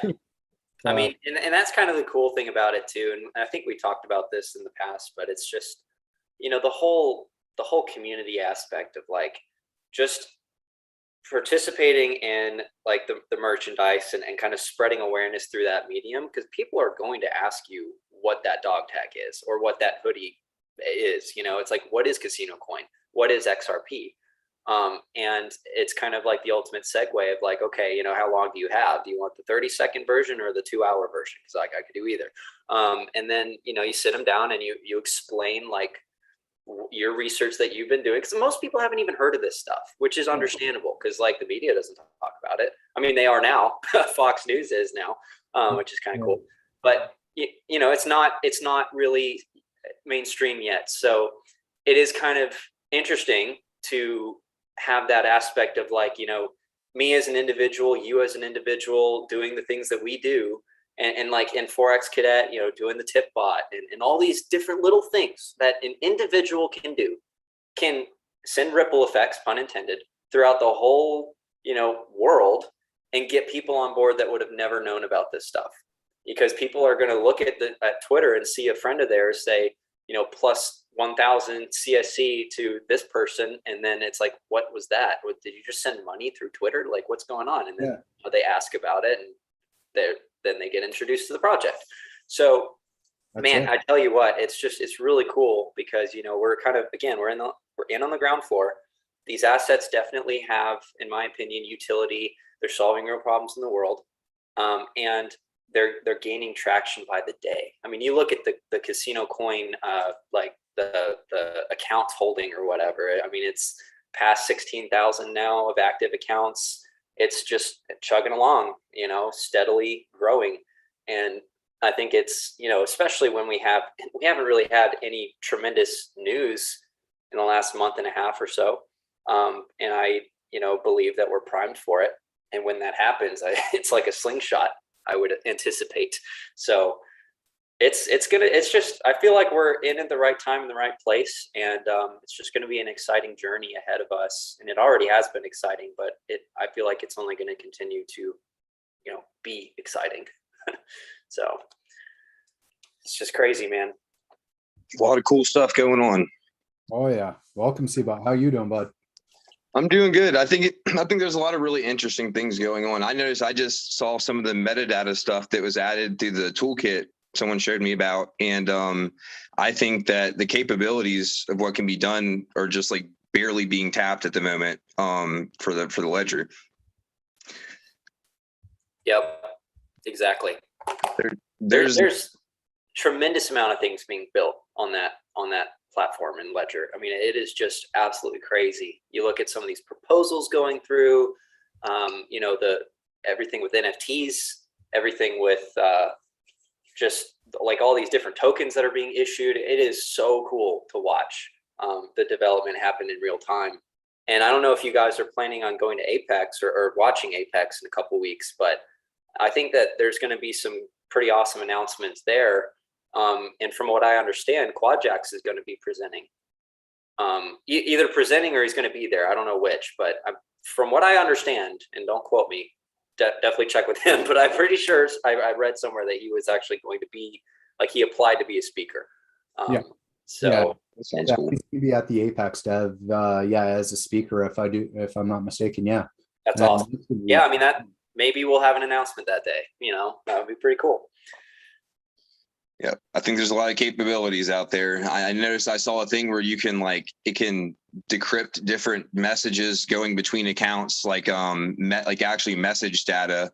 And there's this thing called a Tom file that you can use to associate an address with something else on the web, basically, and validate that to the address, which I'm just learning about this now, but I think it has a lot of capabilities for what can be done with the coins besides just currency wise, because it can be used for data exchange and for validation of different things that's not happening right now, Exactly. Well, I think that would be extremely important for merchants, if they want to accept payment in crypto, and they don't want to necessarily have to go through like a Shopify, for example, and they want to be able to have a completely decentralized URL with their website, and they want to be able to accept crypto.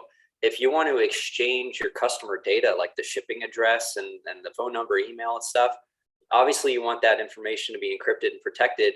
And so if you could do that through the ledger and safely, then that really does cut out the middleman.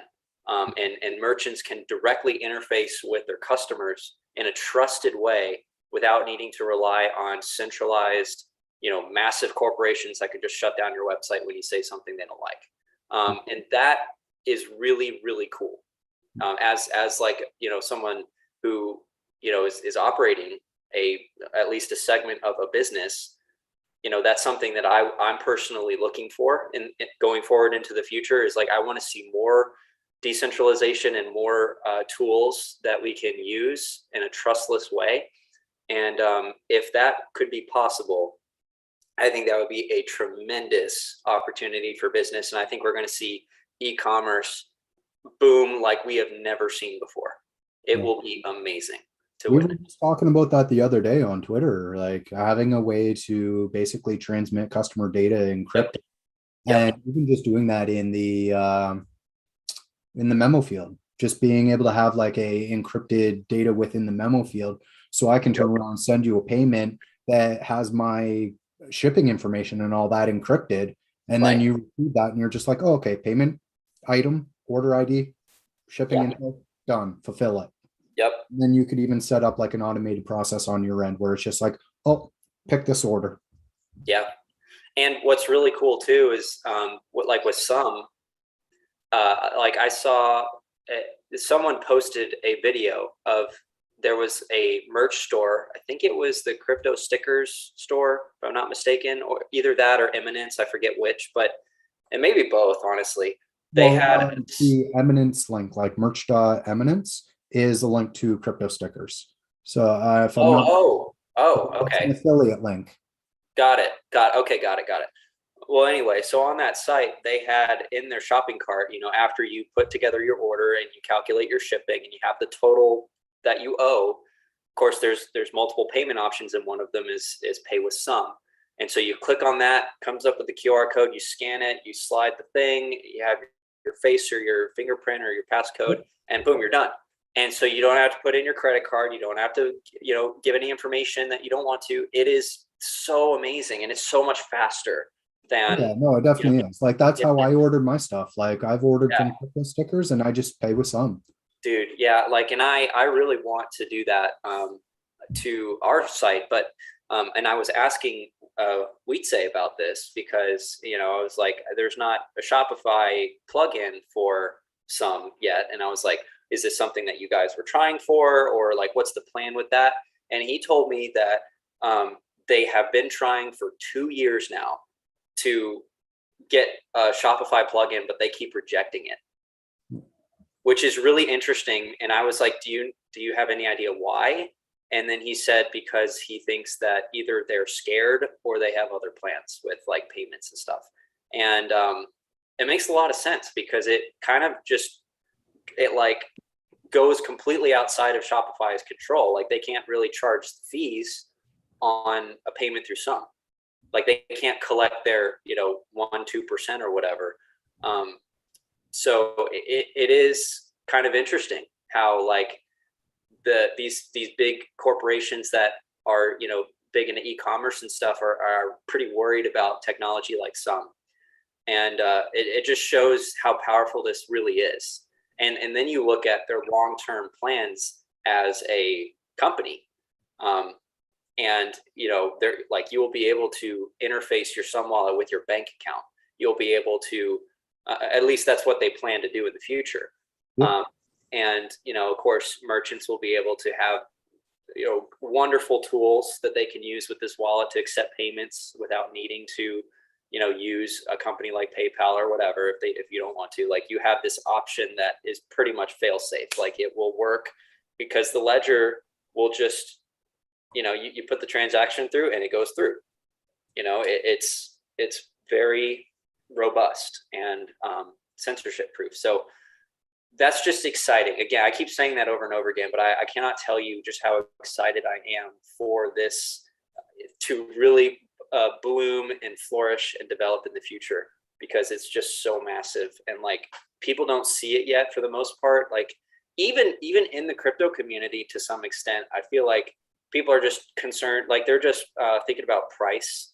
They're thinking about making money, but they're not thinking about just the impact that this is going to have on the world at large, and like how business can change and evolve. And like, they're not thinking about the ways that we can use these tools in order to improve life and do things in a better, more efficient way. And so I just personally encourage people to think in those terms of like, you know, this new technology is here and these are its capabilities. Now it's up to just the everyday person to come up with use cases for it and come up with ways that we can utilize it. And we're seeing it, like, again, with the tip bot. I mean, that is a brilliant idea. Absolutely brilliant. And it's simple. Well, that's exactly it. And actually, like, a perfect example of utilizing is, so we see, like I discussed LocksCoin there and how they're using the smart NFT and smart locks to associate ownership over physical assets. And that could straight up, like, not just digital assets, that can be extended towards patent ownership, housing deeds, land ownership, but like in a whole sea of Cuts the banks out.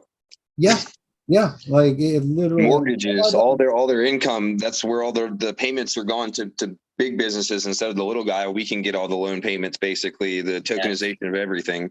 Yes. Yeah, 100%. I think that right there is exactly why the space is being overly regulated through enforcement right now. Because they are scared of. Yeah, of course they are. Is able to be happen now. Like they open Pandora's box. They have, and you know that it's the classic. You know, first they ignore it, or first they laugh at it, then they ignore it, and then they, you know, fight it, and then they lose. You know, like that's kind of, we're in the they fight it stage, but they are losing like so badly. And it's really kind of funny to watch. You know, from our position of like, I feel like, you know, we're in the right place. It just doesn't seem like it from the outside perspective, because it's like, oh, the SEC is suing you guys. You must be wrong. Like, you must be bad. But it's really the other way around completely. And also, like, to hear Gensler's comments about the DeFi space and how DeFi itself is a security or whatever. I mean, it just doesn't even compute. No. Stable coins are a security. They offer zero return. There's no ROI, but they're security. Yeah. The congressman asked him about it, like straight up called him out on it. I mean, like, you can use it for maybe for like a way to gain interest, but itself, like, its whole purpose is not to be a security. So like, what the hell? Right. And the Coinbase lending thing that Coinbase was trying to do, and they were told that is a security. I mean, it's literally clown world out there right now, because they are scrambling to have to assert their dominance on this space. But what they're going to end up doing is completely losing this lawsuit over fair notice, because Ripple, from what I understand, from what Gasparino, if that's his name, if I remember correctly, he said that sources from Ripple told him that they do not intend on settling this case. They want to go all the way through, which I honestly agree with. I mean, it's going to take a little bit longer, sure, but in the end, we'll have a judge decision that will say that, you know, you did not provide fair notice to this company, and then they won't be able to use this same excuse to bully all these other crypto innovators in the space. So, like honestly, if Ripple settled, the SEC would tout that as a win, and then they would just do the same old garbage that they've been doing. And honestly, I just don't think that would be like, yeah, Ripple would pay the fine and get a slap on the wrist and continue doing what they do, which is good for the business. But for the crypto space as a whole, it's probably not the best solution. You want real definitive clarity. And I think that a final summary judgment from this case would provide that. So we'll see what happens. But if that's actually true, and Ripple intends on just going all the way through because they're so confident they're going to win, because I believe I don't know what the SEC has at this point. You ask them. They got a bunch of bumbling clowns. Like, yeah, you're right. I mean, you ask them a simple question about, okay, what are you suing Ripple for? And they can't even come up with a straight answer that makes any sense at all. It's like, that's your argument, really? Because that's no, and it's all like, it's also contradictive. Sorry, that's what I'm looking for. Because they turn around and they say, "Oh, well, Ripple's blah blah blah blah blah," and it's like, no, Ethereum did that, but Ripple didn't. You're literally describing Ethereum, right? They have a very hard time, saying, well, the reason why they got the free pass is because of X, Y, and Z, and the reason why we sued Ripple is because of VWX. It's just corruption and lobbying is all that comes. Of course, but I mean, exactly, and really, if you kind of understand where this is coming from, I mean, both Jay Clayton and Gary Gensler worked at Goldman Sachs, both of them. Okay, and Gary worked there for 18 years, so like clearly they have. And then of course, Jay Clayton, he threw out the lawsuit. The next day he left, and then he was working for a company that has clear conflict of interest with his previous role. So the revolving door is real, and it's like that all over our government. It's not just the SEC, but I think the SEC is just it's egregious. But anyway, Goldman Sachs, obviously massive bank, right? So they make money off of fees for loans and mortgages and things like that. And so, of course, you see Gary Gensler going after DeFi right now, because what does DeFi threaten? Goldman Sachs and the rest, right? So clearly you have the banks indirectly controlling our government as a whole through their puppets that they place throughout. And, it's very obvious that that's kind of what's happening. And clearly they're worried and scared because their, century plus, their multi-century old industry is like on the verge of collapsing because we have this new technology that can circumvent the entire thing. So yeah, like they're fighting tooth and nail to maintain their dominance, but they're losing more by the day. And I just like it seems very clear to me. And it's also interesting that all these people throughout the crypto community that are not into XRP and hate on it, they claim that's a banker's coin. But it's like, I get it. I get where they're coming from, because like the banks are adopting it, but like the banks need XRP a lot more than Thanks, yeah. Yeah, like it directly goes against, it threatens their entire, business model, so they have to adopt it. Whereas, with Ethereum, it's like Ethereum is the token that all these bankers are getting behind. I mean, Goldman Sachs employees or executives were like working on the project at the very beginning stages, developing this token, and then it gets the free pass from all these people at the SEC. And so, I mean, it's just, that's the real banker's coin that we should be concerned about here. Right back. You guys keep discussing. I just got to check on the boy quick.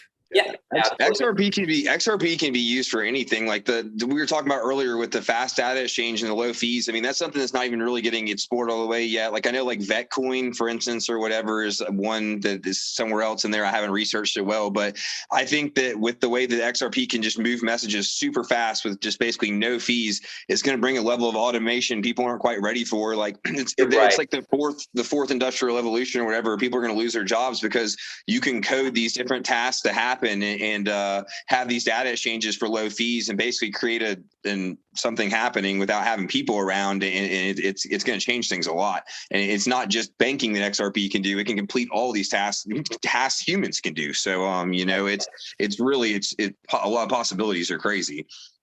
You're absolutely right, and I think and like you said, that this could create a lot of automations that could take away jobs, and I completely agree with that. And like, you know, we are at that point where, and I mean, we've heard people from the Federal Reserve, we've heard people from the World Economic Forum, et cetera, say that, you know, we're realizing that we can do a lot more without humans than we thought, or whatever, or something to that effect. Yeah. We can automate things to the point where like we didn't even imagine before.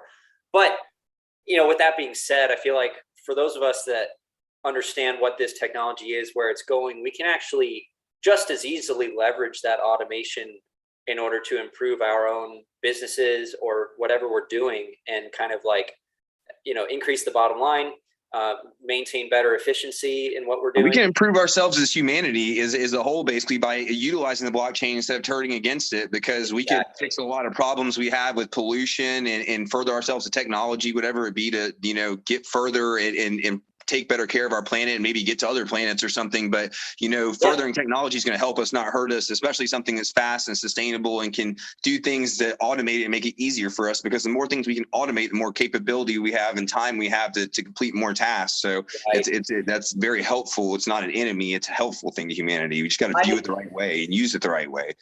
Dude, I love your perspective on this. It's a breath of fresh air, because it is so true, in my opinion. Like the technology, of course there are things that are scary about it, that are bad, whatever. But, you know, it's really just human nature that is the root cause of, like, I mean, sin. At the very base level, it is sin that creates all this disparity in the world, right? And so it's up to just the everyday individual like us, like us nobodies, to figure out ways that we can leverage this technology to improve the lives of our fellow humans, right? I mean, absolutely, we can do our part. We can't just sit back and hope or you know, rely on some politician or anybody leader to just come out of the woodwork and like save the day. Like, it's up to all of us to do it. If one person stands up and tries to make a positive impact in the world, then it's going to inspire others to do the same thing. And that's just kind of like the take that I've kind of come to fairly recently, honestly, within the last about year or so, is like realizing that, honestly, like, nobody is going to come and save us but ourselves and our faith. And I you know, I don't want to be like super religious on here, because I'm sure, like, you know, not everybody is, but in my opinion, you know, our faith in God, and just having this desire to, like, bring good to this world and do our part is what's going to get us through and transcend this, you know, great reset, or whatever you want to call it. Like, we can understand this technology and use it to benefit humanity, instead of just kind of sitting back and like just hoping that something good happens, because it's not. Yeah, you know, I'd like to add too, I know I hate to say it, because I am like a moon chaser too and own a ton of cryptocurrency, but like, you know, I'm starting to see more myself that, you know, it is a good investment and all of those things, but that actually getting involved in the space and doing different things and trying to, you know, utilize the technology somehow, I think is going to be a key part of it for everybody, because, you know, you get to a newer level once you start getting involved to some degree, and you're also helping the change that's happening and adding to it. And even if what you're doing isn't necessarily the, you know, the end all be all idea, it's driving more change and more people knowing about it and more ideas, and honestly, it's just making it get further along the scale. So Exactly. Completely. I agree 100%. And that's why I want to get into developing more on the XRPL, because like there's a couple small projects that I have an idea for that to me seem like a small project, but I also look at it from an outside perspective, and I realize how big of a impact it could very well have in the long term of basically revolutionizing a couple industries. Yeah. I would love to be able to develop on that, but like my 9 to 5 and family keeps me like more than busy as it is. So like I'm trying to find the time, I'm trying to find the means, and I'm just hoping that more or less crypto ends up giving me that opportunity Yep. to expand because like honestly, like if I could even pull out enough from crypto that I can pay my current salary for like 2 years and Absolutely. roll out a couple applications that then start generating me passive income off the applications. Boom goes the dynamite. I not only better my life, I better like other people's lives and so forth. But it's that initial The fun. spark, the Yeah. catalyst. Yeah. I Yeah, mean, no, I exactly. feel you. I feel you for sure. Yeah. Well, what's really interesting is that I feel like a lot of people kind of have fairly undeveloped plans for their exit strategies, what they want to do. They kind of have this idea in their mind that, oh, well, when it hits a certain price, I'll just cash out and like have millions of dollars and then I'm fine. But you don't even have to get to that point. You have to get to a point where, like you said, Codeword, I love that example of 2 years salary. That number, you have that in your head. That's a solid goal, and that'll give you 2 years worth of time that you can spend building something. And then whatever you build can generate that passive income. Once that passive income gets to the point where it matches or exceeds your expenses, then that is the definition of financial independence. Bingo. Right? So that is like, just when you break it down into simple terms. I mean, everyone wants to have financial independence, but what does that actually mean? That means exactly that. And so if you kind of know your targets and you know kind of what you need to do, and then you have some ideas of how to get there, and then you figure out, okay, if I need to build this thing, I have 2 years runway to do it. What do I have to do each day? You divide that up into days or months or whatever you have to do to kind of just make it digestible and then start. Yeah. Starting is the hard part. That was gonna be the next thing I was gonna say. I'm a small business owner, and you got to get started. You'll start rolling out of nowhere. You know what I'm saying? You'll have something going. You can still have your job. Yep. Exactly. Well, understood. And that's also it too, is like getting started. And like I see Chris in the chat here, like he's got 2 developers and an artist. And I guess he's pulling on another developer in November. And it's like, well, why don't you do that too? And it's like, I have thought about outsourcing it. It's just how to say, it's like when you go and outsource work, you don't get what you expect. Yeah. More often than not. It's And a very there's custom thing. sorry? It's a very like custom thing you're working on, Yeah, and that's exactly it. And to achieve what it is that I'm looking for, it has to be done to a T. Like there's no really margin for error because it's getting in again to do with people's finances. It's getting into doing with a whole rollout of an application that basically it's either make it or break it. If you screw it up, Absolutely. you could potentially also screw it up for others down the road. Yep. Makes sense. So yeah. So I was just reading some comments in the chat. I wanted to address something real quick, if that's okay. Yeah, by all means. So Patrick had said on here that the banks are supporting Ripple, and that is absolutely true. A lot of banks are working with Ripple and utilizing their technology. But here's my take on this. I think that the banks, first of all, realize that like blockchain is here to stay and they can't fight it any longer. That's one assumption here. Second assumption is that Ripple was smart enough with their business model to go after the banks as their customers when the rest of crypto was trying to get away from the banks, right? So Ripple was saying that, hey, we have a solution that could improve your business, have lower fees. You can, make a lot more profit than your competitors, and be able to grow your business as a bank much faster, et cetera. And so it kind of, in my opinion, I think what Ripple is doing is kind of like, obviously the banks have a tremendous amount of money that they're sitting on top of their banks, right? So if you can have a bank be your customer, then that is a lot of liquidity all of a sudden that is going through your blockchain.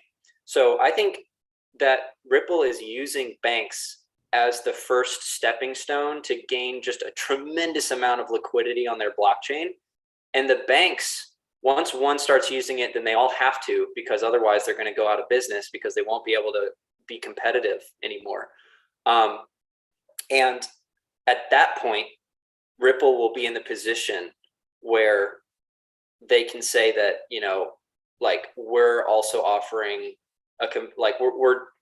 we're going after other markets, we're doing other things, and the banks, like, we don't really, it's not as big of a deal for them anymore. Like, the banks will need XRP a hell of a lot more than Ripple will need the banks.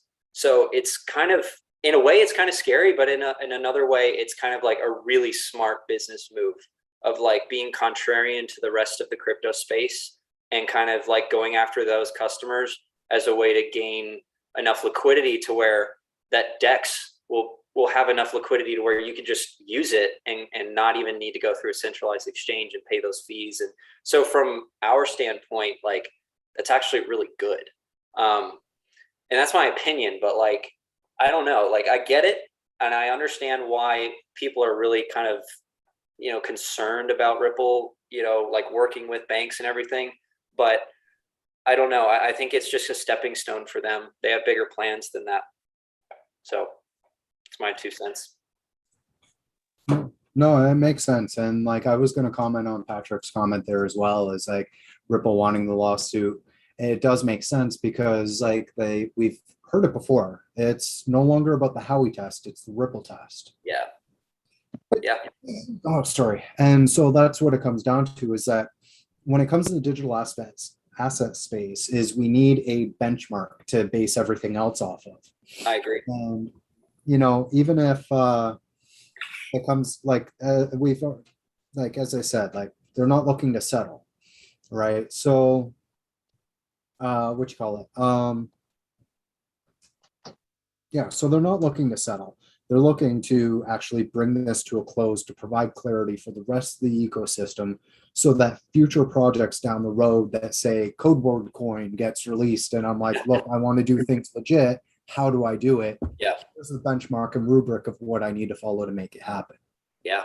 A lot of people are struggling with that. And I feel that right now too, because I live in the United States, and it's like, I want to do things, but what can't I do? And where is the line drawn, I'm saying, on different things? It's not completely clear right now. So it makes it harder for sure. Exactly. I think the infrastructure bill that's coming too is going to be really defining thing. Like, the SEC can do whatever they want, but the Congress is making their own moves, and they're trying to draw lines globally for what's going to happen. I think that infrastructure bill is worth looking at. I've read through it some. Yeah. Yeah.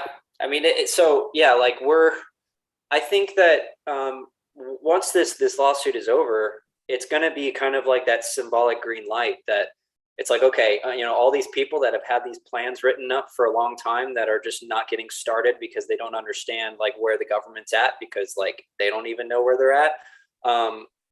That will be cleared up. And then it's like, okay. The real switch flip. Yep. The old switch flip. Exactly. And so, and like what Chris Larson always talked about, the Cambrian explosion of finance, I feel like it's going to happen at that moment in time. Like, it really is going to kick off. Like, it'll be just historic. Well, that's it, because all the good actors that are actually working towards properly working with regulators, doing what they're supposed to do, having everything roll out the way it's supposed to be according to the books. It's as Patrick says here, like, I'm not concerned with Ripple at all. Like, XRP, I know it's almost like almost a meme now of zero doubt. But, like, right. like, I don't have any doubt. I don't have any doubt about XRP. I don't have any doubt about CasinoCoin. Like, there are some projects out there, like even VET or VeChain, like there are some there that are just like, you know what? Yeah. Wait for the switch. Like, and it's not like this conspiracy theory level, bears and riddlers switch flipping. It's like legitimate companies have been jumped through. The regulation, the clarity is all there. It's a matter of, okay, we built everything out, we governed it properly, the regulations are there, it's go time. Yeah, I agree. And it's unfortunate that we had this, you know, kind of massive shakeup and billions of dollars in market cap loss because of, you know, this regulation by enforcement action. But I think it's got to get ugly before it gets pretty, you know, like you have the rain before the rainbow. And, you know, you just got to kind of like grit and bear it. And, you know, to some of us that understood like what this was from the beginning, you know, the lawsuit happened, you had that 70% drop in price or whatever it ended up being. And it's like, we saw that as a buying opportunity. I was one of those people, and Patrick in the comments was one of those people as well, you know, and like, it sucked in the moment. Cause like, you know, there were people who got in just before that happened, and then they like got scared and sold at a loss. But, you know, that's crypto. It happens all the time. But you know, we'll see how this changes the world. And I mean, you know, you have the fees are just non-existent, and to have NFTs on XRP, it's like, why in the world would you use Ethereum after that? I mean, genuinely, I cannot think of a reason. Well, Like, that's exactly it. And it's not even just NFTs. As soon as the Hooks Amendment gets passed, there's your smart contracts. right. Goodbye Exactly. gas fees, goodbye slow like transaction times, goodbye bottleneck on throughput. Like Yeah. that's the thing, is like everyone talks like XRP is like, well, 1,500 transactions per second or so. No, it's 1,500 plus Yeah. transactions. It's far I don't think they've actually reached or have found the actual top. As dude. Yeah. It's like, it hasn't even been tested that far. Yeah. It's like, it's pretty Doesn't crazy. even need to test it that far yet. Right. Yeah, and I think David Schwartz did talk about that at some point. Was like, yeah, like this 1,500 number is just like for now. Like, you know, if we need to improve that, we certainly are capable. It's like, damn, okay. Well, that's it. And it's not even just that. Like, you think about it, and they're talking about like all the side chains and stuff like that. So you have, say, you know, Bank of America running their own side XRPL chain with interoperability with main XRPL chain. You've just increased or doubled the throughput potential, because they're not needing to file every single transaction across the XRPL. They Right. have their own network to do all their own main traffic, and then the interoperability or cross-border payments or whatever needs to be done, that gets done on the XRPL. They Exactly. have a closed network system that they run on, and then it's bridged. The Yeah. whole point and premise of XRP. Yeah. Wow. Yeah. I mean, it's like, it makes so much sense kind of from this perspective now of like, it would have been absolutely just, it would have been so stupid of Ripple to not go after banks as a customer, because like, think about how much they can benefit these institutions. You know, like if banks use Ethereum, like it just would not benefit them at all. Like the fees of hundreds of dollars to send $50. I mean, like, that's useless. It's absolutely useless. But then with this, it's like less than a penny, and it's instant. I mean, it's just night and day, not even comparable. But the only reason people are just discounting it is because of this lawsuit, which is crazy to me, knowing what we know. But, you know, like, eventually everyone will know. It's just a matter of like, what will the price be at that point? Will it be too expensive to really get these kind of returns? I anticipate that, you know, like, well, that's exactly it. There's a plateau effect that basically happens with stability and liquidity, right? Once you get a standard platform where the supply is basically reached a point of mass adoption, you're not going to have whales sitting there with millions of XRP unless they're banks, and in which case they're doing OCT transactions to keep the price at a relatively stable point. Like, yes, there's going to be fluctuations, it's going to ramp up, it's going to ramp down, but not to the point where you're having 80-90% drops in price or like crazy vertical run-ups. Exactly. And that's yet another thing that is really smart about using banks, is that it will create a price floor. You know, you have just all this capital sitting on the blockchain that's just there, you know, like, the banks are not just going to dump all of it. I mean, and then buy it back. Like, I don't anticipate them doing that. Would be so stupid. You know, unless they all got together and tried to, like, manipulate the entire blockchain, which is certainly possible, I guess, but it would also like hurt their own Look at Goldman business. Sachs in the gold market or Yeah, precious I mean, metals, it's not like they haven't done it, but or JP Morgan, whoever it was. yeah, they're all the same. In the end, yeah. But yeah, you get my point though. It's like it probably wouldn't be the best idea for them to do something like that, especially to like XRP is so much bigger than just the banks. That's the other thing too. It's like it's just one stepping stone. There's also the entire derivatives market, which dwarfs the banks. I mean, it's crazy. Like the stock market could run on this blockchain. And you got the decentralized exchange and all this stuff that is going to be used on top of all these other. You talk about the stock market there, and you're already we're already seeing that with Sologenic. They're doing tokenized stocks and assets via the Sologenic and so forth there. Like, yeah, sure, it's another token, but it's still running on the XRPL. And then you have Uphold running that anything to anything. Well, you tie anything to anything, and you have XRP tokenized assets using the Sol token. You got CasinoCoin tackling the gaming industry. You literally have anything to everything. Yeah, it's so cool. I mean, and again, like in order to be the bridge from anything to everything, you need to have just a stupid amount of liquidity, but that's the goal. I mean, that is why they're going after the banks. I say it a million times. Like, they have to have just like an obscene amount of liquidity for this to really function with the frictionless nature that it needs to have eventually. And so, yeah, they're trying to go after all the money, and they have to in order for this to really fully function the way that it's intended to. And I absolutely believe that they will get there. It's just a matter of like, you need to set up the framework on the governmental level. Which is really hard when you have, banks and stuff that are kind of like, I don't know, like this is kind of like, I don't want to be beholden to this other company. I want to run the show like I always have been. Well, so it's also the corruption and everything, all the backhanded deals that slow everything down that we're seeing. Like, I think, have y'all looked at iOS 222 before or heard of that? Yeah. I think that's something really worth looking at as far as the future goes and the internet and technology and things go. It was 2 operating systems before. This is not like a maybe thing. It's a guaranteed thing that's going to happen. They've been testing it. And the banking in the United States per se was a bunch of different separate banks until they came together and became like the central bank for the United States or whatever. It's like a natural system where banks basically like melt together into one bank, and that's essentially happening globally with iOS 222. And right now it's like the Wild West of banking. Like XDC and XFin and fucking Swift has some banks.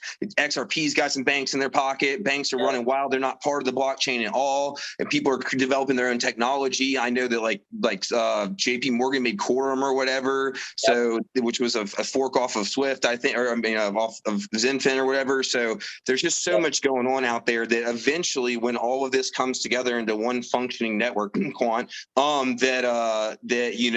think that we'll have a future internet that we'll be looking at, and XRP is a huge part of it. And whether competitors like XDC, which I know is for tokenization, but I still see it competing because it has a bunch of banks and they're partnered with Swift basically, or somehow in Swift's pocket. I think that it's the Wild West of making the internet of banks and the internet right now in general, the future internet. Not to detract from that. Like, I understand like having the network and so forth, but the one thing to differentiate is that ISO 20022 is not the network. It's not the infrastructure. It's literally a messaging format. So you know how, I'm not sure if you're familiar with coding at all or JSON data. No, teach me. I'm seriously interested. I love to learn new things. I just learned what I can about this. Okay, let me just share my screen here a moment. I'm just going to say in browser JSON viewer. So curious. So I'm going to share my screen here just a moment. This one, share. Okay, so I'm just bringing this up here. Okay, there, you should be able to hopefully see that. Okay, and I'm going to go like this and open up that. So I'm going to fetch the XHR requests. Okay, and do I see it here? No, I've got to refresh. Okay, So just one moment here. No rush. I'm seriously curious. All right. So can I So- actually say something real quick while you're getting that? So it's really interesting because, like you said, like ISO 222 is a messaging standard. It will become, like this international standard that will be used for the future blockchain banking system or whatever. And kind of before that goes live, really next year, towards, I don't know, middle of the year or so, I forget what the exact date is that they're planning on just saying, okay, this is the way things are going to work now. But leading up into that point, it is exactly like what CBOT said, where it's just a mad rush to get as much dominance as possible, to create new blockchains, partner with different banks and stuff, and try to gain as much clout in the industry as possible so that you are a player that can have some negotiating power at the table, to where when we do kind of consolidate into this new system, that they have a seat, if that makes sense. Absolutely. Absolutely. Yeah. And so like, if people thought that it was just going to be smooth sailing, in instituting this new system, that's so naive, because everyone wants to have a piece of this.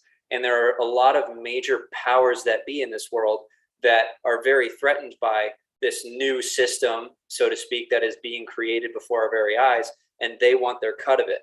And so they're going to do everything in their power to create something. So I think that it's just going to be like this bloody, like, battle to the finish of like who has the power and whatever. And that's, again, why we have this lawsuit right now, is like you have corporate interests lobbying the government to attack a company that is threatening their business model. While they're building other companies up, they're literally leveraging their finance to build other companies blatantly, and then at the same time lobbying against XRP. So yeah, it's obvious. It's so obvious. And when you understand the reasoning and the connections that these officials have, and why they did what they did, it is so clear. Like the picture, it just comes together like a jigsaw puzzle. It's like, oh wow, like that's blatant.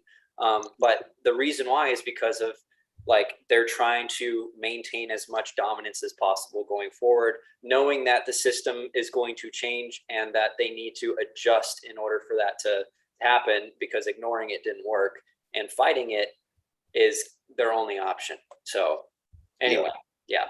That's why everybody needs to build something so they can get a hold of a piece of the power. 100%. That's exactly it. So anyways, well, actually, I'll just go back to using what I had here. So not to detract, but okay, so here. So this is basically what's called JSON data. Okay, this is how computers and systems interoperate and speak to each other, or to pass data, right? So JSON is basically signified with an opening curly bracket, and then you have a field with a data member. Okay. This one is basically a field with an array of data, right? I see. So this is an array of accounts which hold an address, amount held, a rank, a KYC, or whether it's KYC'd or not. Okay. So basically, this is how data is formed up, right? I understand. Yeah.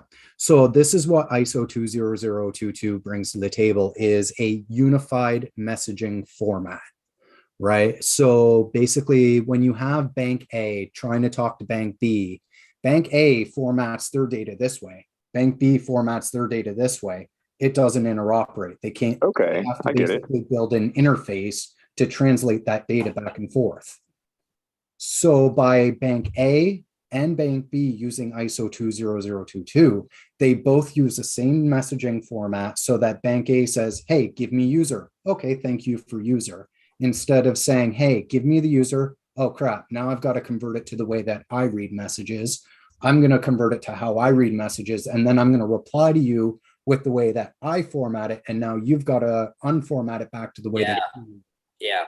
But whose message language are they going to convert to, or who's going to manage all the message languages into one is the question. And that's exactly what ISO 20022 is. It's an international consortium.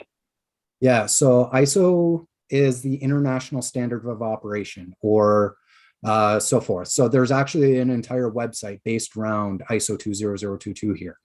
So you can look into it. There's repository development, maintenance, like everything. Yeah, from what I understand, it's the G7 that is kind of like part of this in some capacity, or either that or the G20. I don't even know, but like, you know, the biggest countries economically in the world are coming together to try to create a standard. So this is standardized data language? Yes.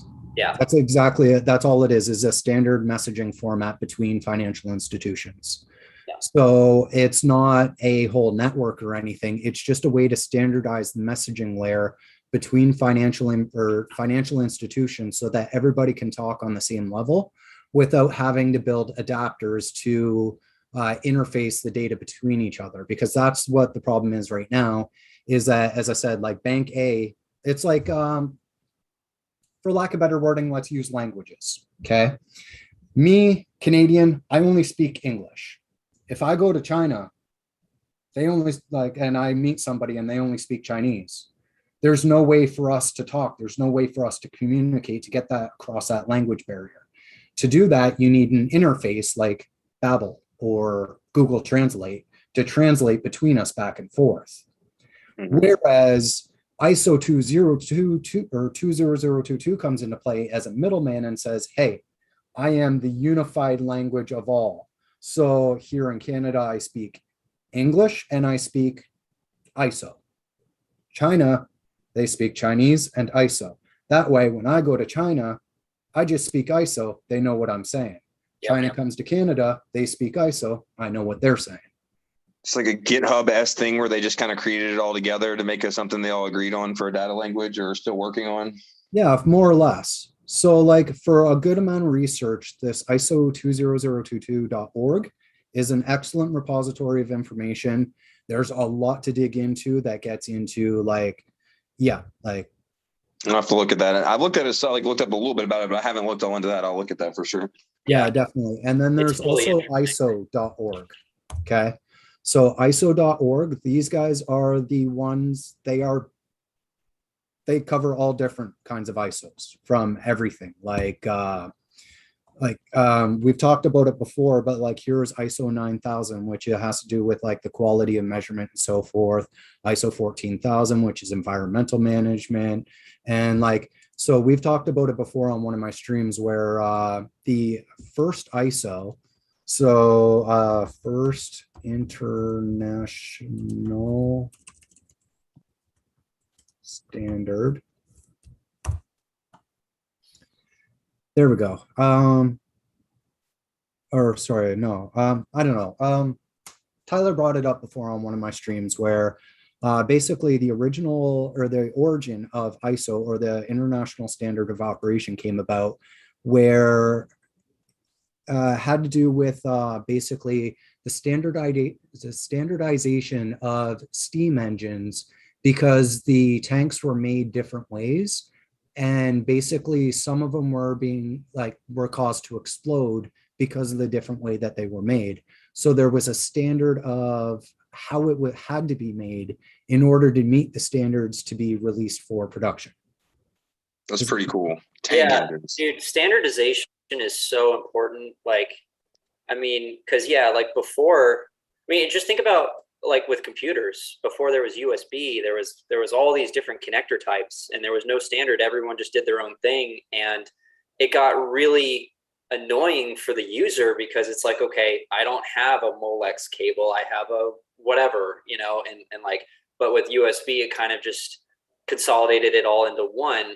And same thing with HDMI, et cetera, when the technology first came out, it was just kind of like everyone doing their own thing. But then it kind of consolidated into one standard.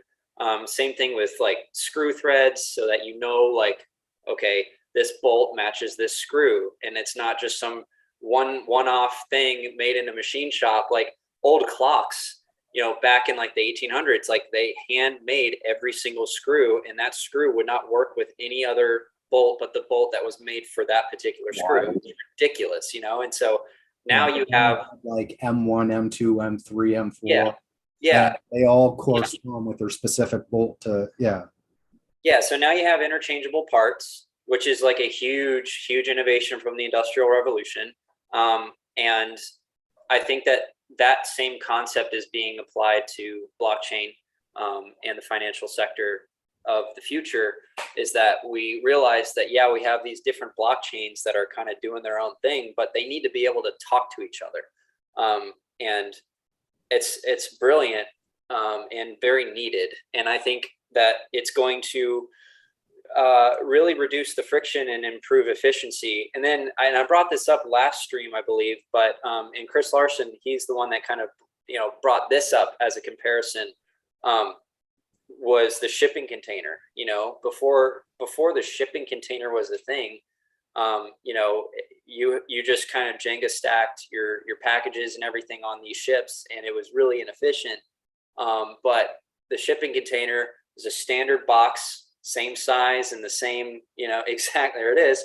And you can stack a ton of them on a ship, and it's much, much, much cheaper to ship items overseas is when you can just stack them on top of each other in these containers and stuff. And so, it's a simple idea, but the fact that it's a standard makes it just much more efficient across the planet. Yeah, and that's also where it came in with libraries and the ISBN numbers. Yep. So like there's standards all around the world. It's even goes into like here, like the standards of developing musical instruments so that you can have a uniform sound across multiple different manufacturers. Yep, exactly. Standards are everywhere. And that's what ISO 20022 is the standardization of the messaging layer between financial institutions. Right. It's really cool. And I'm not sure exactly what date or whatever they're planning on instituting it, but it's sometime next year. And at that point, I feel like that's when things are really going to start running, is when you have utility tokens like XRP, XLM, whatever, that are all. A year ago, I was looking at it and I seen a World Economic Forum post or something like that. One of them, they were actually talking about November 20th, 2021 being the hard stop for the implementation of ISO 2022. But however, I think there was something that got side railed with that, just basically because it couldn't get rolled out in time. They pushed it to 2022, and then I think the hard stop date is like something 2025.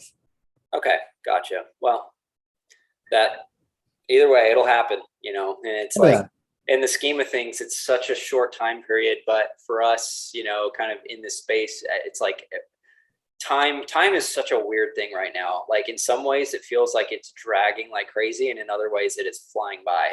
So, it's just whatever. We're just going to hold and do our thing. All relative. Yeah. You're waiting for money, it's dragging by. But the fact of seeing my son grow, it's like, man, dude, slow down. You're getting too big too quick. Yeah, 100%. But, it's interesting how I think in the future, we're going to look back on, this time and think about like, I'm really glad that we didn't let emotions dictate our decisions, and we just kind of stuck to our convictions and just, held what we understood was the future, and it paid off in the long run, and we could be in a position where we have that, financial independence. We can focus on the things that we want to, and we can be creative and really add value to this world.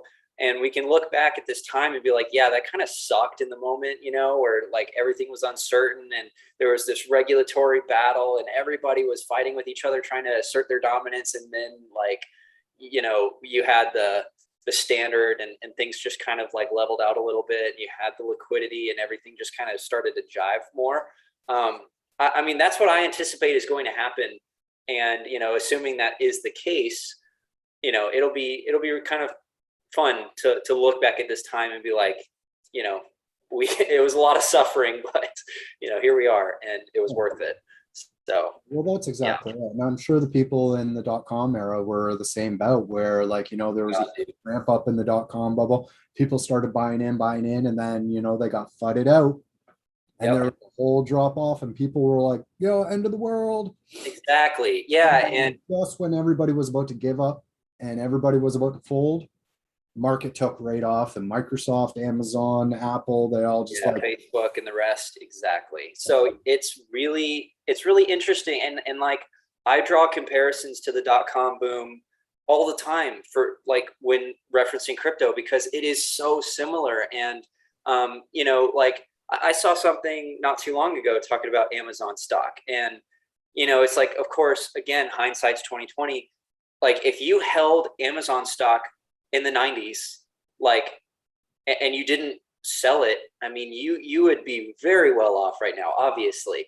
And well, you'd also have been ridiculed for years. yes, that's the thing right now, but that's the thing. Amazon had a 90% correction or something like during its growth cycle. I mean, it was absolutely wild. And like people who bought at the bottom there or held through it or whatever, they were like laughed at, like, you are so stupid, like this whole thing is going crashing and burning to the ground, and like you're stuck on the plane, like, sorry, you know, you don't have a parachute, you're gonna die. But you know, now look at those people who just like ignored the FUD, and they understood the business model of Amazon was different than the business model of pets.com or whatever the hell, you know, like, because again, in crypto, you have over 10,000 different projects that you could choose from. So there's so many out there that it's like, okay, you know, I could pick this one, I could pick this one, I could pick this one. Same thing in the .com boom. There were like everyone that had a domain had like a massive market value or whatever. And it's like, that does not mean anything. You know, having a domain, as we know, it's just the same thing today with trust lines. It's like what you were talking about on your stream. It's like, yeah, you could open a trust line for this project, but it's like, what do they do? Like, what is their business model? What does their white paper say? fundamentals. What are the fundamentals? Yeah. And so it's if you apply that logic, because again, the people who did their due diligence in the 90s on all these, you know, internet companies that were starting up back in the day, if you actually looked at Facebook, if you actually looked at Amazon or Microsoft or Apple or whatever, and you really looked at like what they were trying to do, and you extrapolated from there of like, okay, you know, this industry with what they're trying to do has tremendous growth potential for these reasons. And you could stick to your guns on them and say, I'm going to put my money here and I can defend it all day long. Then that's when you are an intelligent investor that's leaving emotions aside. And I feel like that's really what you have to do in crypto as well, because there's going to be a crash. There's going to be the next crash. And you have to like be ready for that mentally, because like, you know, everyone's going to ridicule you because it's easy to do. Like when something like that happens, that's when all these people come out of the woodwork and they tell you, you're such an idiot. You're such an idiot. And you know, it's like, you have to just kind of get through that. And I think holding crypto is a longer term investment than people perceive it as. And if someone think it's going to be a short term investment, they should maybe research trading more, because crypto, you know, you can make money fast, but like you said, you got to hold and stick to your guns, and it's going to go up and go down. And if you can't do that, then you can't hold, and that's not for you. And that's not a short term come up that a lot of people are looking for, you know? So yeah, 100%. Exactly. So that is exactly it. Because like when I first saw crypto back in like 2013, and I was just like, it's just a fad. And then 2017 come around, and I seen that bull run happen, and I'm looking at XRP, and I'm like trying to get on an exchange. I couldn't get like everything going, and I couldn't get like I missed the run. And so like I turned around and I watched, and I kept calculating. I'm like, man, if I only threw $1,000 at XRP, I would have been a millionaire and blah blah blah. And well, it was a get rich quick scheme or mentality, right?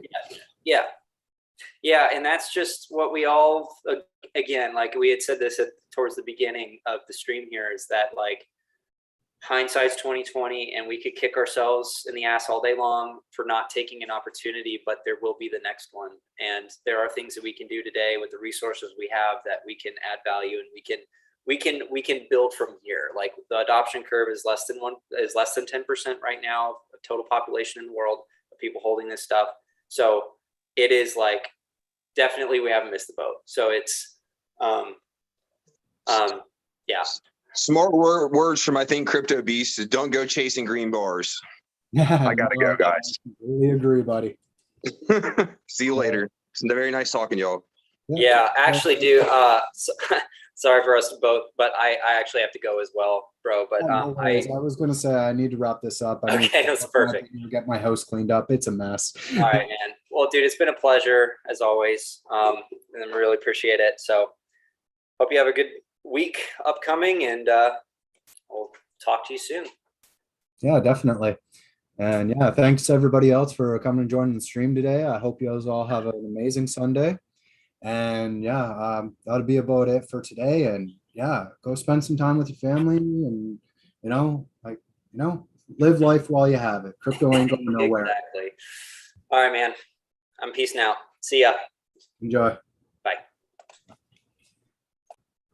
And yeah, so as I was saying, folks, crypto's not going anywhere. We might be hearing the doom and gloom all over Twitter sphere and whatnot, and everything's going to zero. It's going to be here tomorrow. It'll be here next week. Go spend some time with your family. Enjoy your Sunday. It's a very nice, beautiful Sunday here. So hopefully it is where you are too. And yeah, Patrick, misery loves company. Well, we're all in this together. So party on. You all have a great Sunday and enjoy.